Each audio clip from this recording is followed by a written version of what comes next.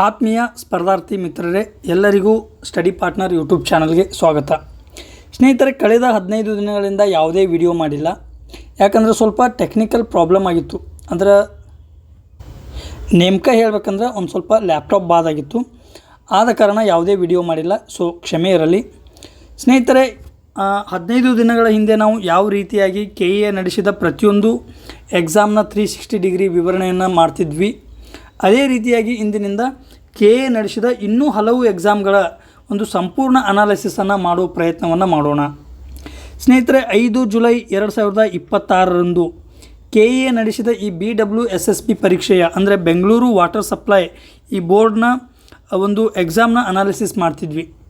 ಇಲ್ಲಿಯವರೆಗೆ ನಾವು 50 ಪ್ರಶ್ನೆಗಳ ಸಂಪೂರ್ಣ ವಿವರಣೆಯನ್ನು ನೋಡೆವು. ಇವತ್ತು ಇದರದೇ ಮುಂದುವರೆದ ಭಾಗವಾಗಿ 51ನೇ ಪ್ರಶ್ನೆಯಿಂದ ಆರಂಭಿಸಿ ಮುಂದಿನ ಪ್ರಶ್ನೆಗಳನ್ನು 360 ಡಿಗ್ರಿ ಅಥವಾ ಸವಿವರವಾಗಿ ವಿವರಣೆಯನ್ನು ಮಾಡೋಣ. ಸೊ ಹಾಗಾದರೆ ಇವತ್ತಿನ ಮೊದಲ ಪ್ರಶ್ನೆ ಸ್ನೇಹಿತರೆ, ಅಂದರೆ 51ನೇ ಪ್ರಶ್ನೆ ಹೀಗಿದೆ: ISFR ಪ್ರಕಾರ ಅರಣ್ಯ ವ್ಯಾಪ್ತಿ ಎಂದರೆ ಯಾವುದು ಸರಿ ಅಂತ ಕೇಳ್ಯಾನ. ಸ್ನೇಹಿತರೆ, ಮೂಲತಃ ಇಲ್ಲಿ ISFR ಅಂದರೆ Indian state forest report. Indian state forest report ಈ ಒಂದು ವರದಿಯ ಪ್ರಕಾರ ಅರಣ್ಯ ವ್ಯಾಪ್ತಿ ಎಂದರೆ ಏನು ಅಂತೇಳಿ ಕೇಳ್ಯಾನ. 1ನೇ ಸ್ಟೇಟ್ಮೆಂಟ, 1 ಹೆಕ್ಟರ್ಗಿಂತ ಹೆಚ್ಚಿನ ವಿಸ್ತೀರ್ಣ ಹೊಂದಿದ್ದು ಶೇಕಡ 10ಕ್ಕಿಂತ ಅಧಿಕ ಮರದ ಮುಚ್ಚಳದ ಸಾಂದ್ರತೆ ಹೊಂದಿರುವ ಎಲ್ಲ ಭೂಪ್ರದೇಶಗಳು. ಅಂದ್ರೆ ಕೆನೋಪಿ ಡೆನ್ಸಿಟಿ ಅಂತ ಬರ್ತದೆ, ಕೆನೋಪಿ ಡೆನ್ಸಿಟಿ. ಸೊ ಆ ಕೆನೋಪಿ ಡೆನ್ಸಿಟಿಯನ್ನು ಕೇಳ್ಯಾನಿಲ್ಲಿ. ನೆಕ್ಸ್ಟ್ 2ನೇ ಹೇಳಿಕೆ, 1 ಹೆಕ್ಟರ್ಗಿಂತ ಹೆಚ್ಚಿನ ವಿಸ್ತೀರ್ಣ ಹೊಂದಿದ್ದು ಶೇಕಡ 5ಕ್ಕಿಂತ ಅಧಿಕ ಮರದ ಮುಚ್ಚಳದ ಸಾಂದ್ರತೆ ಹೊಂದಿರುವ ಎಲ್ಲ ಭೂಪ್ರದೇಶಗಳು ಅಂತ ಕೊಟ್ಟಾನ. 3ನೇ ಆಪ್ಷನ್, 2 ಹೆಕ್ಟರ್ಗಿಂತ ಹೆಚ್ಚಿನ ವಿಸ್ತೀರ್ಣ ಹೊಂದಿದ್ದು ಶೇಕಡ 10ಕ್ಕಿಂತ ಅಧಿಕ ಮರದ ಮುಚ್ಚಳದ ಸಾಂದ್ರತೆ ಹೊಂದಿರುವ ಎಲ್ಲ ಭೂಪ್ರದೇಶಗಳು.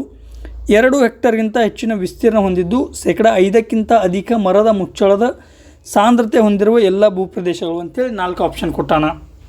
ಸ್ನೇಹಿತರಲ್ಲಿ ಮೊದಲು ಗಮನಿಸಬೇಕೇನು, ಈ ಪ್ರಶ್ನೆಗೆ ಉತ್ತರವನ್ನು ನೋಡೋಕ್ಕಿಂತ ಮೊದಲು ಆಗಲೇ ನೋಡಿದ ಹಾಗೆ ISFR ಅಂದರೆ ಏನು? India state forest report. India state forest report ಮೂಲತಃ ಇದನ್ನು ಫಾರೆಸ್ಟ್ ಸರ್ವೆ ಆಫ್ ಇಂಡಿಯಾ ಎಂಬ ಸಂಸ್ಥೆ ಏನು ಮಾಡ್ತದೆ, ಪ್ರತಿ 2 ವರ್ಷಕ್ಕೊಮ್ಮೆ ರಿಲೀಸ್ ಮಾಡ್ತದೆ. ಪ್ರತಿ 2 ವರ್ಷಕ್ಕೊಮ್ಮೆ ಫಾರೆಸ್ಟ್ ಸರ್ವೆ ಆಫ್ ಇಂಡಿಯಾ ಏನು ಮಾಡ್ತದೆ, ಈ ಇಂಡಿಯಾ ಸ್ಟೇಟ್ ಫಾರೆಸ್ಟ್ ರಿಪೋರ್ಟನ್ನು ಬಿಡುಗಡೆ ಮಾಡ್ತದೆ. ಮೂಲತಃ ಈ ಫಾರೆಸ್ಟ್ ಸರ್ವೆ ಆಫ್ ಇಂಡಿಯಾ ಪರಿಸರ ಸಚಿವಾಲಯದ ಅಡಿ ಏನು ಮಾಡ್ತದೆ, ಕಾರ್ಯನಿರ್ವಹಣೆ ಮಾಡ್ತದೆ. ಕೇಂದ್ರ ಕಚೇರಿಯಲ್ಲಿದೆ ಡೆಹ್ರಾಡೂನ್ದಲ್ಲಿ ಇದರ ಕೇಂದ್ರ ಕಚೇರಿ ಅದ. ಸೊ ಪ್ರತಿ 2 ವರ್ಷಕ್ಕೊಮ್ಮೆ ಭಾರತದ ಅರಣ್ಯ ವ್ಯಾಪ್ತಿಯನ್ನು ಏನು ಮಾಡ್ತದೆ, ಲೆಕ್ಕ ಹಾಕುವ ಅಥವಾ ಮಾಪನ ಮಾಡುವ ಕಾರ್ಯವನ್ನು ಯಾವುದು ಮಾಡ್ತದೆ, ಫಾರೆಸ್ಟ್ ಸರ್ವೆ ಆಫ್ ಇಂಡಿಯಾ ಸಂಸ್ಥೆ ಮಾಡ್ತದೆ. ಇಲ್ಲಿ ಹೀಗೆ ಮಾಡುವಾಗ ಯಾವ ಪ್ರದೇಶವನ್ನು ಫಾರೆಸ್ಟ್ ಅಂತೇಳಿ ಅರಣ್ಯ ಅಂತೇಳಿ ಗುರುತಿಸಬೇಕು, ಯಾವ ಪ್ರದೇಶವನ್ನು ಅರಣ್ಯ ಅಂತೇಳಿ ಗುರುತಿಸಬೇಕು ಅನ್ನೋ ದೃಷ್ಟಿಯಿಂದ ಹಲವು ಮಾನದಂಡಗಳ ಆಧಾರದ ಮೇಲೆ ವಿಶೇಷವಾಗಿ 2 ಮಾನದಂಡಗಳನ್ನು ಪರಿಗಣನೆ ಮಾಡ್ತದೆ. ಯಾವುದು? FSI, forest survey of India. ಈ 2 ಮಾನದಂಡಗಳು ಯಾವುವು? 1ನೇದು ಕ್ಷೇತ್ರ, ಏರಿಯಾ ಎಷ್ಟು ಬೇಕು? ಕನಿಷ್ಠ 1 ಹೆಕ್ಟರ್ ಬೇಕು, ಕನಿಷ್ಠ 1 ಹೆಕ್ಟರ್ ಬೇಕು. Next canopy density. Canopy density ಅಂದರೆ ಏನು? ಮರಗಳ ಸಾಂದ್ರತೆ. ಮರಗಳ ಸಾಂದ್ರತೆ ಈ 2 ಅಂಶಗಳ ಆಧಾರದ ಮೇಲೆ ಯಾವುದೇ ಪ್ರದೇಶದಲ್ಲಿಯ ಮರಗಳು ಇದ್ರೆ ಆ ಒಂದು ಪ್ರದೇಶವನ್ನು ಅರಣ್ಯ ಅಂತೇಳಿ ಸರ್ಕಾರ ಡಿಕ್ಲೇರ್ ಮಾಡ್ತದೆ. ಹೀಗೆ ಡಿಕ್ಲೇರ್ ಮಾಡಬೇಕಾದ್ರೆ ಕೇವಲ ಸರ್ಕಾರಿ ಜಮೀನನ್ನು ಮಾತ್ರ ಅರಣ್ಯ ಅಂತೇಳಿ ಘೋಷಿಸಬೇಕಂತೇನಿಲ್ಲ. ಸರ್ಕಾರಿ ಸ್ವಾಮ್ಯದ ಜಮೀನು ಜೊತೆಗೆ ಖಾಸಗಿ ಜಮೀನುಗಳನ್ನು ಕೂಡ ಏನು ಮಾಡ್ಬೋದು, ಅರಣ್ಯ ಅಂಥೇಳಿ FSI ಡಿಕ್ಲೇರ್ ಮಾಡ್ಬೋದು. ಮೂಲತಃ FSI ಇಸ್ರೋದ ಈ ಅರ್ತ್ ಅಬ್ಸರ್ವೇಷನ್ ಸ್ಯಾಟಲೈಟ್ಗಳನ್ನು ಬಳಸಿ ಏನು ಮಾಡ್ತದೆ, ಈ ಫಾರೆಸ್ಟ್ ಸರ್ವೆ ಮಾಡ್ತದೆ, ಅರ್ತ್ ಅಬ್ಸರ್ವೇಷನ್ ಸ್ಯಾಟಲೈಟ್. ಸೊ ಹಾಗಾದ್ರೆ ಕನಿಷ್ಠ ಮಟ್ಟಿಗೆ 1 ಹೆಕ್ಟರ್ ಭೂಮಿ ಇರಬೇಕು, ಅಲ್ಲಿ 10% ಅಧಿಕ ಕೆನೋಪಿ ಡೆನ್ಸಿಟಿ ಅಥವಾ ಮರದ ಮುಚ್ಚಳದ ಸಾಂದ್ರತೆ ಅಂಥೇಳಿ ನಾವು ಕರಿತೀವಿ. ಅಂಥ ಪ್ರದೇಶವನ್ನು ಏನು ಮಾಡ್ತಾರೆ, ಅಂಥ ಪ್ರದೇಶವನ್ನು ಅರಣ್ಯ ಅಂಥೇಳಿ forest survey of India declare ಮಾಡ್ತದೆ. ಸೊ ಒಟ್ಟಿನಲ್ಲಿ ಏನು ನೋಡಿದೆವು, ಫಾರೆಸ್ಟ್ ಸರ್ವೆ ಆಫ್ ಇಂಡಿಯಾ ಪರಿಸರ ಸಚಿವಾಲಯದ ಅಡಿ ಬರುವ ಒಂದು ಸಂಸ್ಥೆ. ಪ್ರತಿ 2 ವರ್ಷಕ್ಕೊಮ್ಮೆ ಏನು ಮಾಡ್ತದೆ, ಇಂಡಿಯಾ ಸ್ಟೇಟ್ ಫಾರೆಸ್ಟ್ ರಿಪೋರ್ಟನ್ನು ವರದಿ ಮಾಡ್ತದೆ. ಇದೇನು ಮಾಡ್ತದೆ, 1 ಹೆಕ್ಟೇರ್ಗಿಂತ ಅಧಿಕವಿರುವ ಪ್ರದೇಶದಲ್ಲಿ ಕನಿಷ್ಠ 10% ಅಥವಾ 10%ಗಿಂತ ಹೆಚ್ಚು ಮರದ ಮುಚ್ಚಳದ ಸಾಂದ್ರತೆ, ಟ್ರೀ ಕೆನೋಪಿ ಡೆನ್ಸಿಟಿ ಇರುವ ಪ್ರದೇಶವನ್ನು ಏನು ಮಾಡ್ತದೆ, ಫಾರೆಸ್ಟ್ ಅಂಥೇಳಿ ಡಿಕ್ಲೇರ್ ಮಾಡ್ತದೆ. ಮೂಲತಃ ಸ್ನೇಹಿತರೆ, ಭಾರತದಲ್ಲಿ 3 ವಿಧದ ಅರಣ್ಯಗಳು ಕಂಡುಬರ್ತಾವೆ. ಒಂದನೇದು, ಅಥವಾ ಈ ಅರಣ್ಯಗಳನ್ನು 3 ವಿಧಗಳಲ್ಲಿ ವಿಂಗಡಣೆ ಮಾಡಲಾಗಿದೆ. ಮೊದಲನೇದು ಟ್ರೀ ಕೆನೋಪಿ ಡೆನ್ಸಿಟಿ 70%ಕ್ಕೂ ಅಧಿಕವಿರುವ ಪ್ರದೇಶ. ಏನು, ಯಾವ ಪ್ರದೇಶದಲ್ಲಿ ಅಥವಾ 1 ಹೆಕ್ಟೇರ್ಗಿಂತ ಅಧಿಕ ಪ್ರದೇಶವಿರುವಲ್ಲಿ 70%ಗಿಂತ ಹೆಚ್ಚಿನ ಭೂಮಿಯು ಈ ಮರಗಳಿಂದ ಆವೃತವಾಗಿದ್ದರೆ ಅದನ್ನು ಅತಿ ದಟ್ಟ ಅರಣ್ಯ ಅಂಥೇಳಿ ಕನ್ಸಿಡರ್ ಮಾಡ್ತೇವೆ. ನೆಕ್ಸ್ಟ್ 40% 70%ವರೆಗೆ ಈ ಟ್ರೀ ಕೆನೋಪಿ ಡೆನ್ಸಿಟಿ ಇದ್ದರೆ ಅದನ್ನು ಏನಂತ ಕರಿತೀವಿ, ಸಾಧಾರಣ ದಟ್ಟ ಅರಣ್ಯ ಅಥವಾ ಮಾಡ್ರೇಟ್ಲಿ ಡೆನ್ಸ್ ಫಾರೆಸ್ಟ್ ಅಂಥೇಳಿ ಗುರುತು ಮಾಡ್ತೇವೆ. ನೆಕ್ಸ್ಟ್ 10-40% ಈ ಟ್ರೀ ಕೆನೋಪಿ ಡೆನ್ಸಿಟಿ ಇತ್ತಂದ್ರೆ ಅದನ್ನು ಏನಂತ ಕರಿತೀವಿ ಅಂದ್ರೆ ಓಪನ್ ಫಾರೆಸ್ಟ್ ಅಥವಾ ಮುಕ್ತ ಅರಣ್ಯ ಅಂಥೇಳಿ ಅಥವಾ ತೆರೆದ ಅರಣ್ಯ ಅಂಥೇಳಿ ನಾವು ಗುರುತಿಸ್ತೇವೆ. ಸೊ ಈ ರೀತಿಯಾಗಿ ಭಾರತದಲ್ಲಿ ಅರಣ್ಯ ಪ್ರದೇಶವನ್ನು ಅದರ ಕೆನೋಪಿ ಡೆನ್ಸಿಟಿ ಆಧಾರದ ಮೇಲೆ 3 ವಿಧಗಳಲ್ಲಿ ವಿಂಗಡಣೆಯನ್ನು ಮಾಡಲಾಗ್ತದೆ. ಅತಿ ದಟ್ಟ ಅರಣ್ಯ, ಇದನ್ನು ನಾವು ಮಳೆಕಾಡು ಅಥವಾ ರೈನ್ ಫಾರೆಸ್ಟ್ ಅಂತೇಳಿನೂ ಕರಿತೇವೆ, ಗುರುತಿಸ್ತೇವೆ. ನೆಕ್ಸ್ಟ್ 40-70% ಟ್ರೀ ಕೆನೋಪಿ ಡೆನ್ಸಿಟಿ ಇತ್ತಂದ್ರೆ ಅದನ್ನು ಮಾಡ್ರೇಟ್ಲಿ ಡೆನ್ಸ್ ಫಾರೆಸ್ಟ್ ಅಥವಾ ಸಾಧಾರಣ ದಟ್ಟ ಅರಣ್ಯ ಅಂತೇಳಿ ಕರಿತೇವೆ. Next open forest 10-40% tree canopy density ಇರ್ತದಲ್ಲಿ. ಸೊ ಒಂದು ವೇಳೆ ಈ 10%ಕ್ಕಿಂತ ಕಡಿಮೆ ಟ್ರೀ ಕೆನೋಪಿ ಡೆನ್ಸಿಟಿ ಇದ್ರೆ ಅದನ್ನು ಕಾಡು ಅಂಥೇಳಿ ಗುರುತಿಸುವುದಿಲ್ಲ. ಅದನ್ನು ಏನಂತೀವಿ ನಾವು, ಕುರುಚಲು ಕಾಡು ಅಥವಾ ಸ್ಕ್ರಬ್ ಅಂತೇಳಿ ಕರಿತೇವೆ. ಇಂಗ್ಲೀಷ್ನಲ್ಲಿ ಸ್ಕ್ರಬ್ ಅಂತೇಳಿ ಗುರುತಿಸ್ತೇವೆ. ಇದು ಅರಣ್ಯವನ್ನು ಗುರುತಿಸುವ ಬಗೆ ಮಾದರಿ.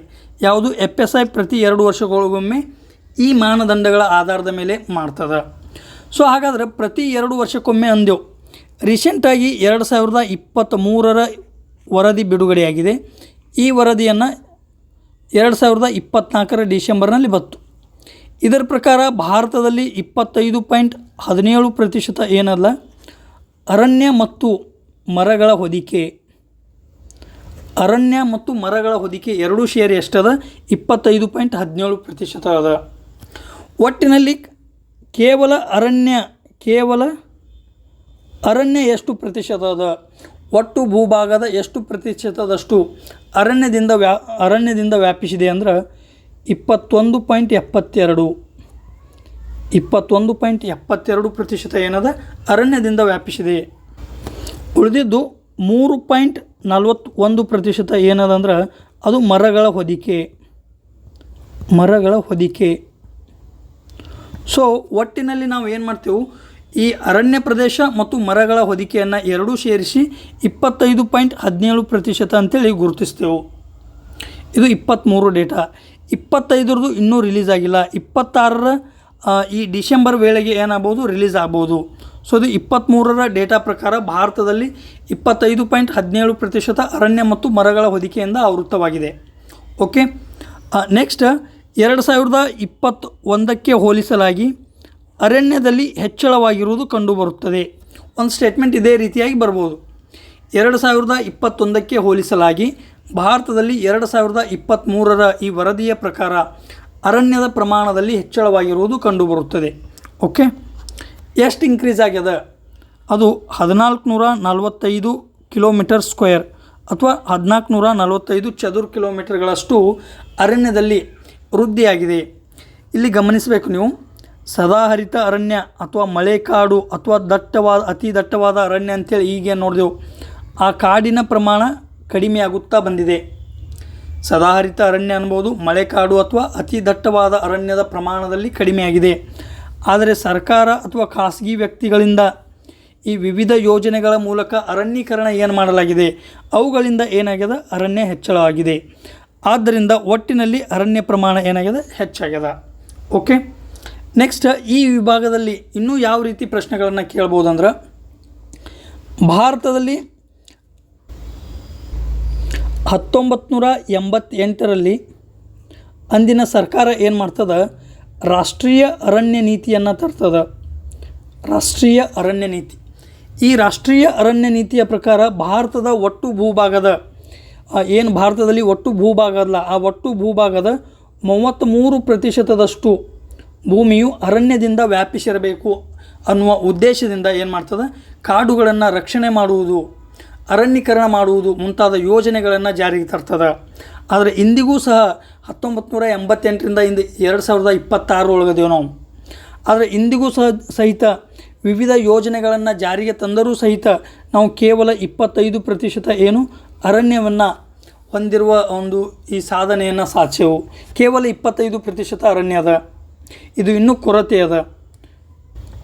ಸೊ ಇದು ರಾಷ್ಟ್ರೀಯ ಅರಣ್ಯ ನೀತಿ ಯಾವಾಗಂದ್ರೆ 1988. ಎಷ್ಟು ಗುರಿ ಅದಂದ್ರೆ 33%. ಹಾಗಾದ್ರೆ ಭಾರತದ ಯಾವ ರಾಜ್ಯದಲ್ಲಿ ಅತ್ಯಧಿಕ ಈ ಕಾಡುಗಳು ಅಥವಾ ಅರಣ್ಯ ಕಂಡು ಬರ್ತದೆ ಅಂತ ಕೇಳ್ಬೋದು. ಅಲ್ಲಿ ವಿಸ್ತೀರ್ಣವಾರು ಮತ್ತು ಶೇಕಡಾವಾರು ಅಂತ ಕೇಳ್ಬೋದು. ಸ್ನೇಹಿತರೆ, ಇಲ್ಲಿ ಕ್ರೊನಾಲಜಿ ರೂಪದಲ್ಲಿ ಕೇಳ್ಬೋದು. ಅತಿ ಹೆಚ್ಚು ವಿಸ್ತೀರ್ಣವಾರು ಅತಿ ಹೆಚ್ಚು ಅರಣ್ಯಗಳನ್ನು ಹೊಂದಿರುವ ರಾಜ್ಯ ಯಾವುದಂದ್ರೆ ಅದು ಮಧ್ಯಪ್ರದೇಶ. ಮೊದಲ ಮಧ್ಯಪ್ರದೇಶ. ವಿಸ್ತೀರ್ಣವಾರು ಅತಿ ಹೆಚ್ಚು ಅರಣ್ಯ ಪ್ರದೇಶಗಳನ್ನು ಹೊಂದಿರುವ ರಾಜ್ಯ ಯಾವುದಂದ್ರೆ ಮಧ್ಯಪ್ರದೇಶ. ನೆಕ್ಸ್ಟ್ ಅರುಣಾಚಲ ಪ್ರದೇಶ. ನೆಕ್ಸ್ಟ್ ಛತ್ತೀಸ್ಗಢ, ಒಡಿಸ್ಸಾ, ಮಹಾರಾಷ್ಟ್ರ. ಈ ರೀತಿಯಾಗಿ 5 ರಾಜ್ಯಗಳನ್ನು ನೆನಪಿಡಬೇಕು. ಮೊದಲ ಮಧ್ಯಪ್ರದೇಶ, ಅರುಣಾಚಲ ಪ್ರದೇಶ, ಛತ್ತೀಸ್ಗಢ, ಒಡಿಸ್ಸಾ, ಮಹಾರಾಷ್ಟ್ರ. ಪ್ರಮುಖವಾಗಿ ಇವೆರಡು ನೆನಪಿಡಬೇಕು. ಯಾವ? ಮಧ್ಯಪ್ರದೇಶ ಮತ್ತು ಅರುಣಾಚಲ ಪ್ರದೇಶ. ಇದು ವಿಸ್ತೀರ್ಣವಾರು. ನೆಕ್ಸ್ಟ್ ಶೇಕಡಾವಾರು ಅತಿ ಹೆಚ್ಚು ಅರಣ್ಯ ಪ್ರದೇಶಗಳನ್ನು ಹೊಂದಿರುವ ರಾಜ್ಯ. ಇಲ್ಲಿ ಮೊದಲು ಯಾವುದು ಬರ್ತದೆ? ಮಿಜೋರಾಂ ಬರ್ತದೆ. ಶೇಕಡಾವಾರು ಅತಿ ಹೆಚ್ಚು ಅರಣ್ಯ ಪ್ರದೇಶಗಳನ್ನು ಹೊಂದಿರುವ ರಾಜ್ಯದಲ್ಲಿ ಮೊದಲು ಮಿಜೋರಾಮ. ನೆಕ್ಸ್ಟ್ ಇಲ್ಲಿಯೂ ಕೂಡ ಅರುಣಾಚಲ ಪ್ರದೇಶ ಬರ್ತದೆ. ನಾವಿಲ್ಲಿ ರಾಜ್ಯಗಳನ್ನು ಮಾತಾಡ್ತಿದ್ದೀವಿ. So Mizoram highest percentage of forest ಕವರನ್ನು ಹೊಂದಿದೆ. ನೆಕ್ಸ್ಟ್ ಅರುಣಾಚಲ ಪ್ರದೇಶ. ಇಲ್ಲೊಂದು ಕಾಮನ್ ಅದ, ಅರುಣಾಚಲ ಪ್ರದೇಶ ವಿಸ್ತೀರ್ಣವಾರು ಮತ್ತು ಶೇಕಡಾವಾರು ಎರಡೂಗಳಲ್ಲಿ ಏನದ 2ನೇ ಸ್ಥಾನವನ್ನು ಹೊಂದಿದೆ. ಇದು 2ನೇ ಸ್ಥಾನ. ಸ್ನೇಹಿತರೆ, ಇದಷ್ಟು ಏನು ಫಾರೆಸ್ಟ್ ಸರ್ವೆ ಆಫ್ ಇಂಡಿಯಾ 2023ರಲ್ಲಿ ಹೊರಡಿಸಿದ ಈ ವರದಿಯ ಒಂದು ಮುಖ್ಯಾಂಶಗಳು. ಅತಿ ಹೆಚ್ಚು ಯಾವ ರಾಜ್ಯದಲ್ಲಿ ಕಂಡು ಬರ್ತದೆ, ವಿಸ್ತೀರ್ಣವಾರು ಮತ್ತು ಶೇಕಡಾವಾರು, ಇದೆಲ್ಲ ನೋಡಿದೆವು. ಈಗೇನು ಮಾಡೋನು, ಡೈರೆಕ್ಟಾಗಿ ಕ್ವಶನ್ಗೆ ಬರೋನು, ಕ್ವಶನನ್ನು ಸಾಲ್ವ್ ಮಾಡ್ಲಿಕ್ಕೆ ಟ್ರೈ ಮಾಡೋನು. ಸೊ ಮೊದಲನೇ ಸ್ಟೇಟ್ಮೆಂಟ್ ಏನು ಹೇಳ್ತದೆ? 1 ಹೆಕ್ಟರ್ಗಿಂತ ಹೆಚ್ಚಿನ ವಿಸ್ತೀರ್ಣ ಕರೆಕ್ಟ್ ಅದ. ಶೇಕಡಾ 10ಕ್ಕಿಂತ ಅಧಿಕ ಮರದ ಮುಚ್ಚಳದ ಸಾಂದ್ರತೆ, ಟ್ರೀ ಕವರ್ ಅಥವಾ ಟ್ರೀ ಕ್ಯಾನೋಪಿ ಡೆನ್ಸಿಟಿ ಓಕೆ ಹೊಂದಿರುವ ಎಲ್ಲ ಭೂಪ್ರದೇಶಗಳು. ಸೊ ನೇರವಾಗಿ ಉತ್ತರ ಆಪ್ಷನ್ 1. ಆಪ್ಷನ್ 1 ಏನದ ಕರೆಕ್ಟ್ ಅದ. ನೆಕ್ಸ್ಟ್ 52ನೇ ಪ್ರಶ್ನೆ ಏನು ಹೇಳ್ತದೆ? ಮುಖ್ಯಮಂತ್ರಿ ಕೃಷಿ ವಿಸ್ತಾರ ಯೋಜನೆಯು ಇದಕ್ಕೆ ಸಂಬಂಧಿಸಿದೆ.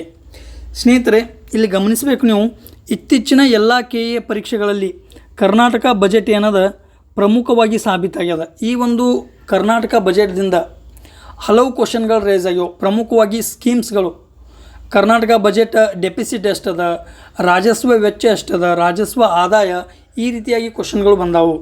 ಸೊ ಇಲ್ಲಿ ಮುಖ್ಯಮಂತ್ರಿ ಕೃಷಿ ವಿಸ್ತಾರ ಯೋಜನೆ ಎದ್ರ ಬಗ್ಗೆ ಅದಂದ್ರೆ ನೇರವಾಗಿ ಹೇಳ್ಬೇಕಂದ್ರೆ ಕೃಷಿ ಬೆಳೆಗಳ ಮೌಲ್ಯವರ್ಧನೆ ಮತ್ತು ಕೃಷಿ ತ್ಯಾಜ್ಯ ಮರುಬಳಕೆಯನ್ನು ಉತ್ತೇಜಿಸಲು.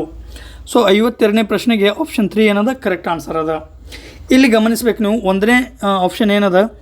ಸಿರಿಧಾನ್ಯಗಳು ಮತ್ತು ಸಾವಯವ ಉತ್ಪನ್ನಗಳ ಉತ್ಪಾದನೆಯನ್ನು ಉತ್ತೇಜಿಸಲು ಸರ್ಕಾರ ಏನು ಮಾಡ್ಯದ?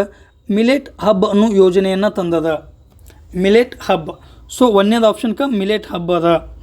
ನೆಕ್ಸ್ಟ್ ಪರಿಸರ ಸ್ನೇಹಿ ಮತ್ತು ಸುಸ್ಥಿರ ಕೃಷಿ ಪದ್ಧತಿಗಳನ್ನು ಉತ್ತೇಜಿಸಲು ಯಾವ ಯೋಜನೆಯನ್ನು ತಂದನು ಕಮೆಂಟ್ ಮಾಡಿ ಹೇಳ್ರಿ. ಯಾಕಂದ್ರೆ 4 ಜುಲೈ 2026 ಏನು ಅಸಿಸ್ಟೆಂಟ್ ಇಂಜಿನಿಯರಿಂಗ್ ಕ್ವಶನ್ ಪೇಪರನ್ನು ಸಾಲ್ವ್ ಮಾಡೆವು, ಅದರೊಳಗೆ ಬಂದಿತ್ತಿದ್ದು. ಸೊ ಅದಕ್ಕೆ ಈ KA ಎಕ್ಸಾಮನ್ನು ಏನು ನಡೆಸಿರ್ತಲ್ಲ ಅದ್ರ ಕ್ವಶನ್ ಪೇಪರನ್ನು 360 ಡಿಗ್ರಿ ವಿಶ್ಲೇಷಣೆ ಮಾಡುವ ಉದ್ದೇಶ ಇದು. ಅವುಗಳ ಆಪ್ಷನ್ಸ್ನಿಂದ ಇಲ್ಲಿ ನೇರವಾಗಿ ಪ್ರಶ್ನೆಗಳು ಉದ್ಭವ ಆಗ್ತವೆ. ಸೊ ನೆಕ್ಸ್ಟ್ ಈ ಬಿತ್ತನೆ ಮತ್ತು ನಾಟಿ ಯಂತ್ರಗಳ ಸೇರ್ಪಡೆ, ಇದನ್ನು ಮೆಕ್ಯಾನೈಜೇಷನ್ ಆಫ್ ಅಗ್ರಿಕಲ್ಚರ್ ಅಂತೇಳಿ ಕರಿತೀವಿ ನಾವು. ಕೃಷಿಯ ಯಾಂತ್ರೀಕರಣ. ಸ್ನೇಹಿತರೆ, ಭಾರತ ಇಂದಿಗೂ ಕೂಡ ಕೇವಲ 45-50% ಕೃಷಿ ಯಾಂತ್ರೀಕರಣವನ್ನು ಹೊಂದಿದೆ. ಅಮೇರಿಕಾಗೆ ನೋಡಿದ್ರೆ 85-90% ಅದು ಅಮೇರಿಕಾ. ಸೊ ಚೈನಾ ನೋಡಿದೆ ಅಂದ್ರೆ 60% ಕೃಷಿ ಏನದ ಯಾಂತ್ರೀಕರಣಗೊಂಡಿದೆ. ಭಾರತ ಇನ್ನೂ 45-50% ಅದ. ಇಲ್ಲಿ ಮೌಲ್ಯವರ್ಧನೆ ಅಂದರೆ ಏನು? ಈ ರೈತರು ಉತ್ಪಾದಿಸಿದ ಉತ್ಪನ್ನಗಳನ್ನು ಮೌಲ್ಯವರ್ಧನೆ ಮಾಡುವುದಂದರೆ ಏನು? ಅವುಗಳ ಸೆಲ್ಫ್ ಲೈಫನ್ನು ಇನ್ಕ್ರೀಸ್ ಮಾಡುವುದು. ಸೆಲ್ಫ್ ಲೈಫ್ ಅಂದರೆ ಉದಾಹರಣೆಗೆ ಟೊಮೆಟೊ ಇತ್ತಂದ್ರೆ ಅದನ್ನು ಜಾಮ್ ಅಥವಾ ಸಾಸ್ ಮಾಡಿ ಮಾರ್ಕೆಟ್ನಲ್ಲಿ ಏನು ಮಾಡೋದು, ಸೇಲ್ ಮಾಡೋದು. ಇದಕ್ಕೆ ಮೌಲ್ಯವರ್ಧನೆ ಅಂತೇಳಿ ಕರಿತೀವಿ. ಇದು ಮುಖ್ಯಮಂತ್ರಿ ಕೃಷಿ ವಿಸ್ತಾರ ಯೋಜನೆ ಈ 2026-27 ಬಜೆಟ್ನಲ್ಲಿ ಮಂಡನೆ ಮಾಡಿದ್ದು. ಇದಕ್ಕೆ 100 ಕೋಟಿ ರೂಪಾಯಿಯನ್ನು ಅನುದಾನವಾಗಿ ನೀಡಲಾಗಿದೆ. 100 ಕೋಟಿ ರೂಪಾಯಿಯನ್ನು ಅನುದಾನವಾಗಿ ನೀಡಲಾಗಿದೆ. ಸೊ ಇದು 52ನೇ ಪ್ರಶ್ನೆ. ನೆಕ್ಸ್ಟ್ 53ನೇ ಪ್ರಶ್ನೆ. ಕೆಳಗಿನ ಹೇಳಿಕೆಗಳನ್ನು ಕರ್ನಾಟಕ ನಗರ ನೀರು ಸರಬರಾಜಿಗೆ ಸಂಬಂಧಿಸಿದಂತೆ ಪರಿಗಣಿಸಿ. ಸ್ನೇಹಿತರೆ, ಈ ಪ್ರಸ್ತುತ ಪ್ರಶ್ನೆ ಪತ್ರಿಕೆ BWSSB ಇರುವುದರಿಂದ ಅಥವಾ ಬೆಂಗಳೂರು ನೀರು ಸರಬರಾಜಿಗೆ ಸಂಬಂಧಪಟ್ಟಂತೆ ಇರುವುದರಿಂದ ನೀರಿನ ಕುರಿತು ಅಥವಾ ಈ ನೀರು ಸರಬರಾಜಿಗೆ ಕುರಿತಂತೆ ಪ್ರಶ್ನೆಗಳನ್ನು ಕೇಳುವುದು ಸ್ವಾಭಾವಿಕ. ಸೊ ಅಳ್ನಾವರ್ ಪಟ್ಟಣವು ಸಣ್ಣ ಪಟ್ಟಣಗಳ ಜಲ ಸುಧಾರಣೆಗೆ ವಿಸ್ತರಿಸಬಹುದಾದ ಮಾದರಿಯಾಗಿದೆ. ಸೊ ಮೊದಲ ಹೇಳಿಕೆ ಏನದ, ಪಾಸಿಟಿವ್ ಅದ, ಫ್ಲೋ ಅದ, ಪಾಸಿಟಿವ್ ಮತ್ತು ಫ್ಲೋ ಕರೆಕ್ಟ್ ಅದ. ಸೊ ಮೊದಲನೇ ಹೇಳಿಕೆ ಸರಿಯಾದ. ಕಾಳಿ ನದಿಯನ್ನು ಆಧಾರವಾಗಿಟ್ಟುಕೊಂಡು ಅಳ್ನಾವರಕ್ಕೆ 24/7 24x7 ನೀರು ಸರಬರಾಜು ಯೋಜನೆಯನ್ನು ಜುಲೈ 2022ರಲ್ಲಿ ಪ್ರಾರಂಭಿಸಲಾಯಿತು. ಎರಡನೇ ಹೇಳಿಕೆಯೂ ಸರಿಯಾದ. ಇಲ್ಲಿ ಡೇಟಾ ಅದ, ಬಟ್ ಈ ಡೇಟಾದಲ್ಲಿ ಯಾವುದೇ ತಪ್ಪಿಲ್ಲ. ಭಾರತ ಸರ್ಕಾರ KUWS ಮತ್ತು DBಯನ್ನು ಈ ಯೋಜನೆಗೆ ಪ್ರದಾನಿಸಿದೆ. ಸ್ನೇಹಿತರೆ, ಇದು ಕೂಡ ಸರಿಯಾದ. ಹಾಗಾಗಿ ABC 3 ಏನದವು ಸರಿಯಾದವು. ಈ ಪ್ರಶ್ನೆಯನ್ನು ಯಾಕೆ ವಿವರವಾಗಿ ನೋಡಲಿಲ್ಲ ಅಂದ್ರೆ ಇದು ಮುಂಬರುವ ಎಕ್ಸಾಮ್ಗಳಿಗೆ ಬರುವುದು ಅಪ್ರಸ್ತುತ ಅನ್ನಿಸ್ತದೆ. ಯಾಕಂದರೆ ಇದು ಸ್ಪೆಸಿಫಿಕ್ ಎಕ್ಸಾಮ್ ಇರುವುದರಿಂದ ಇದನ್ನು ಕೇಳಲಾಗಿದೆ. ನೆಕ್ಸ್ಟ್ 2054ನೇ ಪ್ರಶ್ನೆ. 2025-26ರಲ್ಲಿ ಮರುಸಿಂಚನ ಕಾರ್ಯಕ್ರಮವನ್ನು ಈ ಕೆಳಗಿನ ವಿದ್ಯಾರ್ಥಿಗಳಿಗಾಗಿ ಜಾರಿಗೆ ತರಲಾಯಿತು. ಸ್ನೇಹಿತರೆ, ಮೊದಲ ಈ ಮರುಸಿಂಚನ ಕಾರ್ಯಕ್ರಮ ಅಂದರೆ ಏನು, ಯಾವ ಉದ್ದೇಶದಿಂದ ಈ ಯೋಜನೆಯನ್ನು ತರಲಾಯಿತು ಅನ್ನೋದನ್ನು ನೋಡೋಣ. ಮೂಲತಃ 2019ರಿಂದ 2022ವರೆಗೆ ವಿಶ್ವದಲ್ಲಿ ಈ ಕೋವಿಡ್ ಮಹಾಮಾರಿ ಬಂದಿತ್ತು. COVID-19 ಮಹಾಮಾರಿ ಬಂದಿತ್ತು, ಕೊರೋನಾ ಅಂತೇಳಿ ಕರಿತೇವೆ. ಇದರಿಂದ ಈ ಸರ್ಕಾರಿ ಶಾಲೆಯ ವಿದ್ಯಾರ್ಥಿಗಳಲ್ಲಿ ಮತ್ತು ಖಾಸಗಿ ಶಾಲೆಯ ವಿದ್ಯಾರ್ಥಿಗಳಲ್ಲಿ ಕಲಿಕಾ ಅಂತರ ನಿರ್ಮಾಣವಾಯಿತು, ಲರ್ನಿಂಗ್ ಗ್ಯಾಪ್. ಸರ್ಕಾರಿ ಶಾಲೆಯ ವಿದ್ಯಾರ್ಥಿಗಳಿಗೆ ಏನೋ ಶಿಕ್ಷಣವನ್ನು ನೀಡಲು ಯಾವುದೇ ಅವಕಾಶಗಳು ಸಿಗಲಿಲ್ಲ. ಆದರೆ ಖಾಸಗಿ ಶಾಲೆಯಲ್ಲಿ ಆನ್ಲೈನ್ ಲರ್ನಿಂಗ್ ಮೂಲಕ, ಆನ್ಲೈನ್ನ ವಿವಿಧ ಪ್ಲ್ಯಾಟ್ಫಾರ್ಮ್ಗಳ ಮೂಲಕ ಏನು ಶಿಕ್ಷಣವನ್ನು ನೀಡಲಾಯಿತು. ಈ COVID-19 ಮುಗಿದ ಮೇಲೆ ಏನು ಮಾಡ್ತು ಸರ್ಕಾರ, ಈ ಅವಧಿಯಲ್ಲಿ, ಈ COVID-19 ಅವಧಿಯಲ್ಲಿ ಯಾವ ವಿದ್ಯಾರ್ಥಿಗಳಿಗೆ ಶಿಕ್ಷಣವನ್ನು ಪಡೆಯಲಾಗಿಲ್ಲ, ಯಾವ ವಿದ್ಯಾರ್ಥಿಗಳಿಗೆ ಈ ಕಲಿಕೆಯಿಂದ ದೂರ ಉಳಿದಾರ ಅಂಥವರನ್ನು ಗುರುತಿಸಿ ಅವರಿಗೆ ಮೂಲಭೂತ ಓದು ಬರಹ ಮತ್ತು ಲೆಕ್ಕಾಚಾರದ ಕೌಶಲ್ಯವನ್ನು ಈ ಹೇಳಿಕೊಡುವ ಸಲುವಾಗಿ ಏನು ಕರ್ನಾಟಕ ಶಾಲಾ ಶಿಕ್ಷಣ ಇಲಾಖೆ DSERT ಕರ್ನಾಟಕ ಶಾಲಾ ಶಿಕ್ಷಣ ಇಲಾಖೆ ಏನು ಮಾಡ್ತು, ಈ ಮರುಬೋಧನಾ ಕಾರ್ಯಕ್ರಮವನ್ನು ತಂತು. ಈ ಮರುಬೋಧನಾ ಕಾರ್ಯಕ್ರಮವೇ ಏನು, ಮರುಸಿಂಚನ ಕಾರ್ಯಕ್ರಮ. ಅವರಿಗೆ ಮರುಬೋಧನೆಯನ್ನು ಮಾಡುವುದು, ಎಕ್ಸ್ಟ್ರಾ ಕ್ಲಾಸ್ಗಳನ್ನು ಇಡುವ ಮೂಲಕ ಅವರಿಗೆ ಈ ಓದು ಆಗಿರ್ಬೋದು, ಲೆಕ್ಕಾಚಾರ ಆಗಿರ್ಬೋದು ಇತ್ಯಾದಿ ಕೌಶಲ್ಯಗಳನ್ನು ಹೇಳಿಕೊಡುವುದು. ಈ ಖಾಸಗಿ ಮತ್ತು ಸರ್ಕಾರಿ ಶಾಲೆಗಳ ನಡುವಿನ ಈ ಕಲಿಕಾ ಅಂತರವನ್ನು ಕಡಿಮೆ ಮಾಡುವುದು ಇದರ ಮೂಲ ಉದ್ದೇಶ ಆಗಿತ್ತು. ಇದು 6ರಿಂದ 10ನೇ ತರಗತಿಯ ವಿದ್ಯಾರ್ಥಿಗಳಿಗೆ, ಅದು ಕನ್ನಡ ಮಾಧ್ಯಮದ ವಿದ್ಯಾರ್ಥಿಗಳಿಗೆ ಮಾತ್ರ ಅನ್ವಯಿಸುತ್ತದೆ. ಇಂಗ್ಲೀಷ್ ಶಾಲೆಗಳ ಮಕ್ಕಳಿಗೆ ಅನ್ವಯಿಸುವುದಿಲ್ಲ, ಕಾನ್ವೆಂಟ್ ಶಾಲೆಗಳ ಮಕ್ಕಳಿಗೆ ಅನ್ವಯಿಸುವುದಿಲ್ಲ. ಸೊ ಆಪ್ಷನ್ 1 ಏನದ ರೈಟ್ ಆನ್ಸರ್ ಅದ. ಸೊ ಇದು 54ನೇ ಪ್ರಶ್ನೆ. ನೆಕ್ಸ್ಟ್ 55ನೇ ಪ್ರಶ್ನೆ. ಅಕ್ಟೋಬರ್ 2025ರಲ್ಲಿ ಪ್ರಾರಂಭವಾದ ನೀರಿದ್ದರೆ ನಾಳೆ ಯೋಜನೆಯ ರಾಯಭಾರಿ ಯಾರು? ಸ್ನೇಹಿತರೆ, ಇಲ್ಲಿ ಗಮನಿಸಬೇಕು, ಪ್ರಸ್ತುತ 2026 ಜುಲೈಯಂದು ಈ ಪೇಪರ್ ಕಂಡಕ್ಟ್ ಮಾಡಲಾಗಿದೆ. ಆದರೆ ಪ್ರಶ್ನೆ ಅಕ್ಟೋಬರ್ 2025 ಕರೆಂಟ್ ಅಫೇರ್ಸ್. ಆದರೂ ಕೂಡ ನೀರಿನ ಸಂಬಂಧ ಅದಂದ್ರೆ ಈ ನೀರಿನ ಸ್ಪೆಸಿಫಿಕ್ ಎಕ್ಸಾಮ್ ಆಗಿರುವುದರಿಂದ ಇಲ್ಲಿ ಪ್ರಸ್ತುತ ಅಂಶದ. ಸೊ ಇಲ್ಲಿ ವಶಿಷ್ಠ ಸಿಂಹ ಏನದಾರ ಈ ಒಂದು ನೀರಿದ್ದರೆ ನಾಳೆ ಅನ್ನೋ ಯೋಜನೆಯ ರಾಯಭಾರಿ ಅದಾರ ವಶಿಷ್ಠ ಸಿಂಹ. ಸ್ನೇಹಿತರೆ, ನೆಕ್ಸ್ಟ್ ಪ್ರಶ್ನೆ 56ನೇ ಪ್ರಶ್ನೆ. ಈ ಕೆಳಗಿನ ಯಾವ ಕಾರ್ಯಕ್ರಮವನ್ನು ಅದರ ಉದ್ದೇಶದೊಂದಿಗೆ ತಪ್ಪಾಗಿ ಹೊಂದಿಸಲಾಗಿದೆ? ಸ್ನೇಹಿತರೆ, ವಿವಿಧ ಯೋಜನೆಗಳು ಅವುಗಳ ಉದ್ದೇಶಗಳನ್ನು ಈ ಹೊಂದಿಸಿ ಬರೆಯಿರಿ ರೂಪದಲ್ಲಿ ಕೇಳ್ಬೋದು.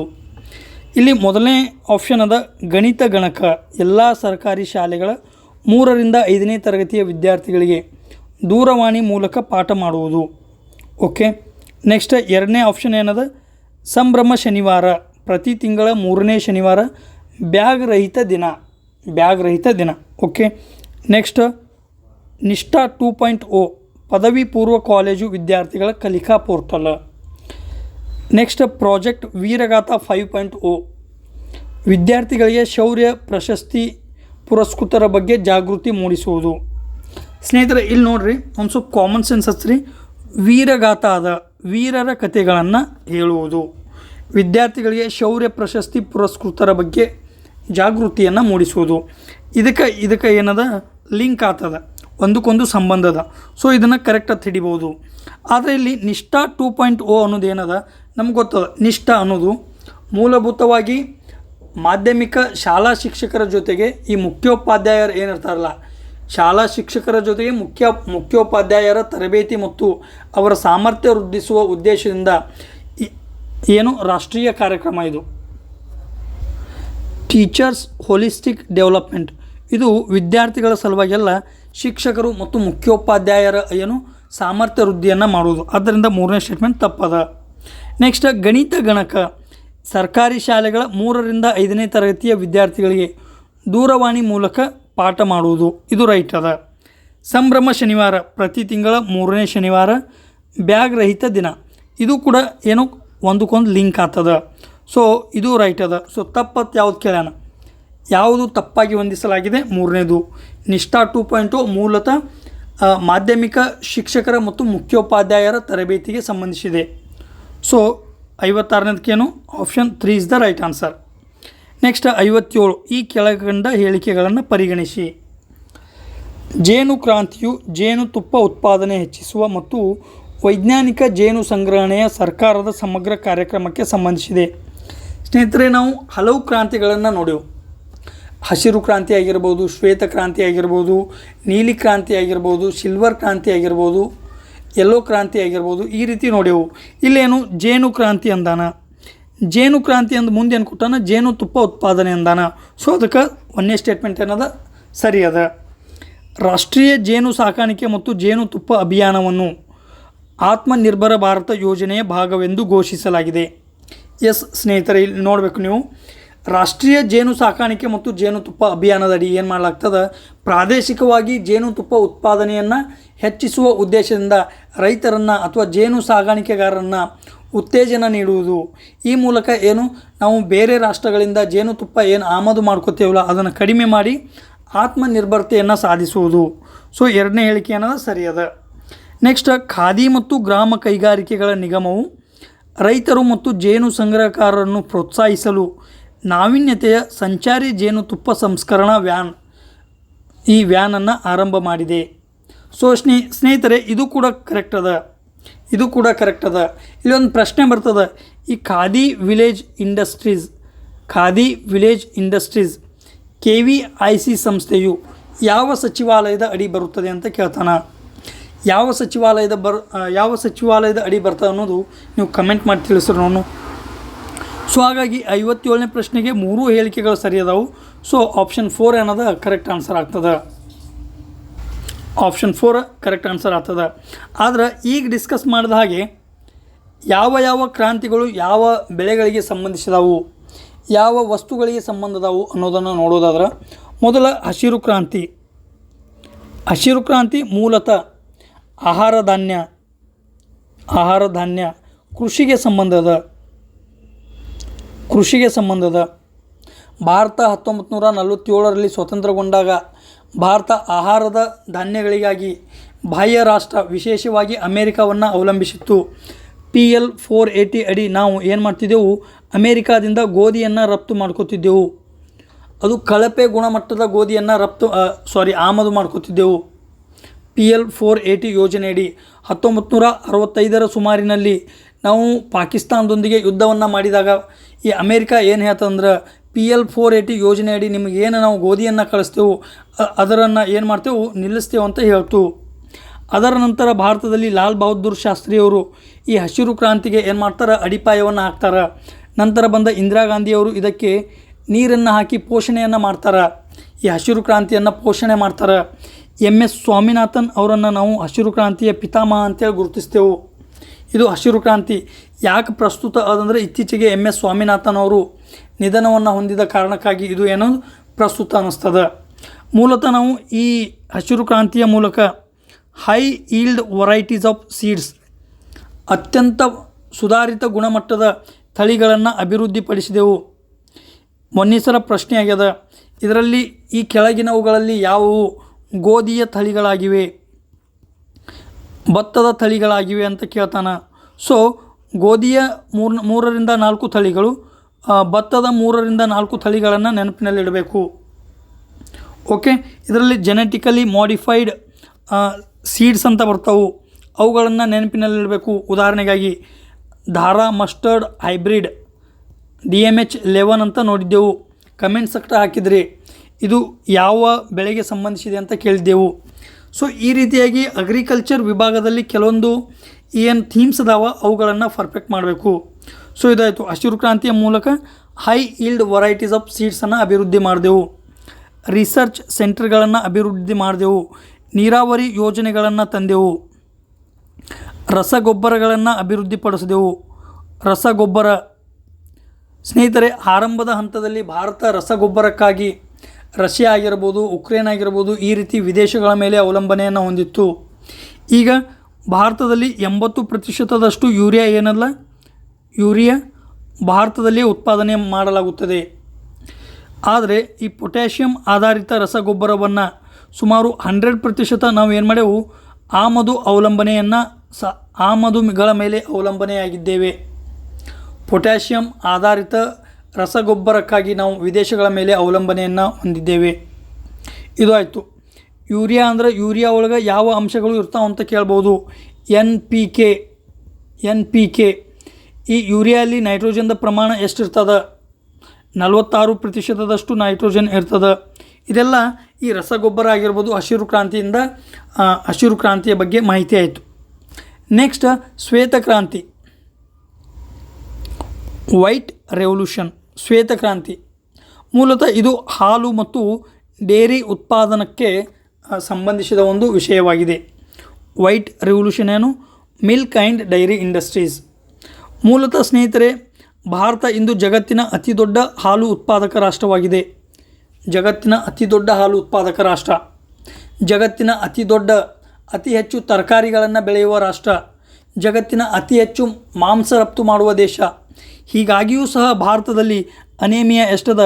ಮಹಿಳೆಯರಲ್ಲಿ 50% ಅನೇಮಿಯಾ, ರಕ್ತಹೀನತೆ ಕಂಡುಬರ್ತದೆ, ಕುಪೋಷಣೆ ಕಂಡುಬರ್ತದೆ.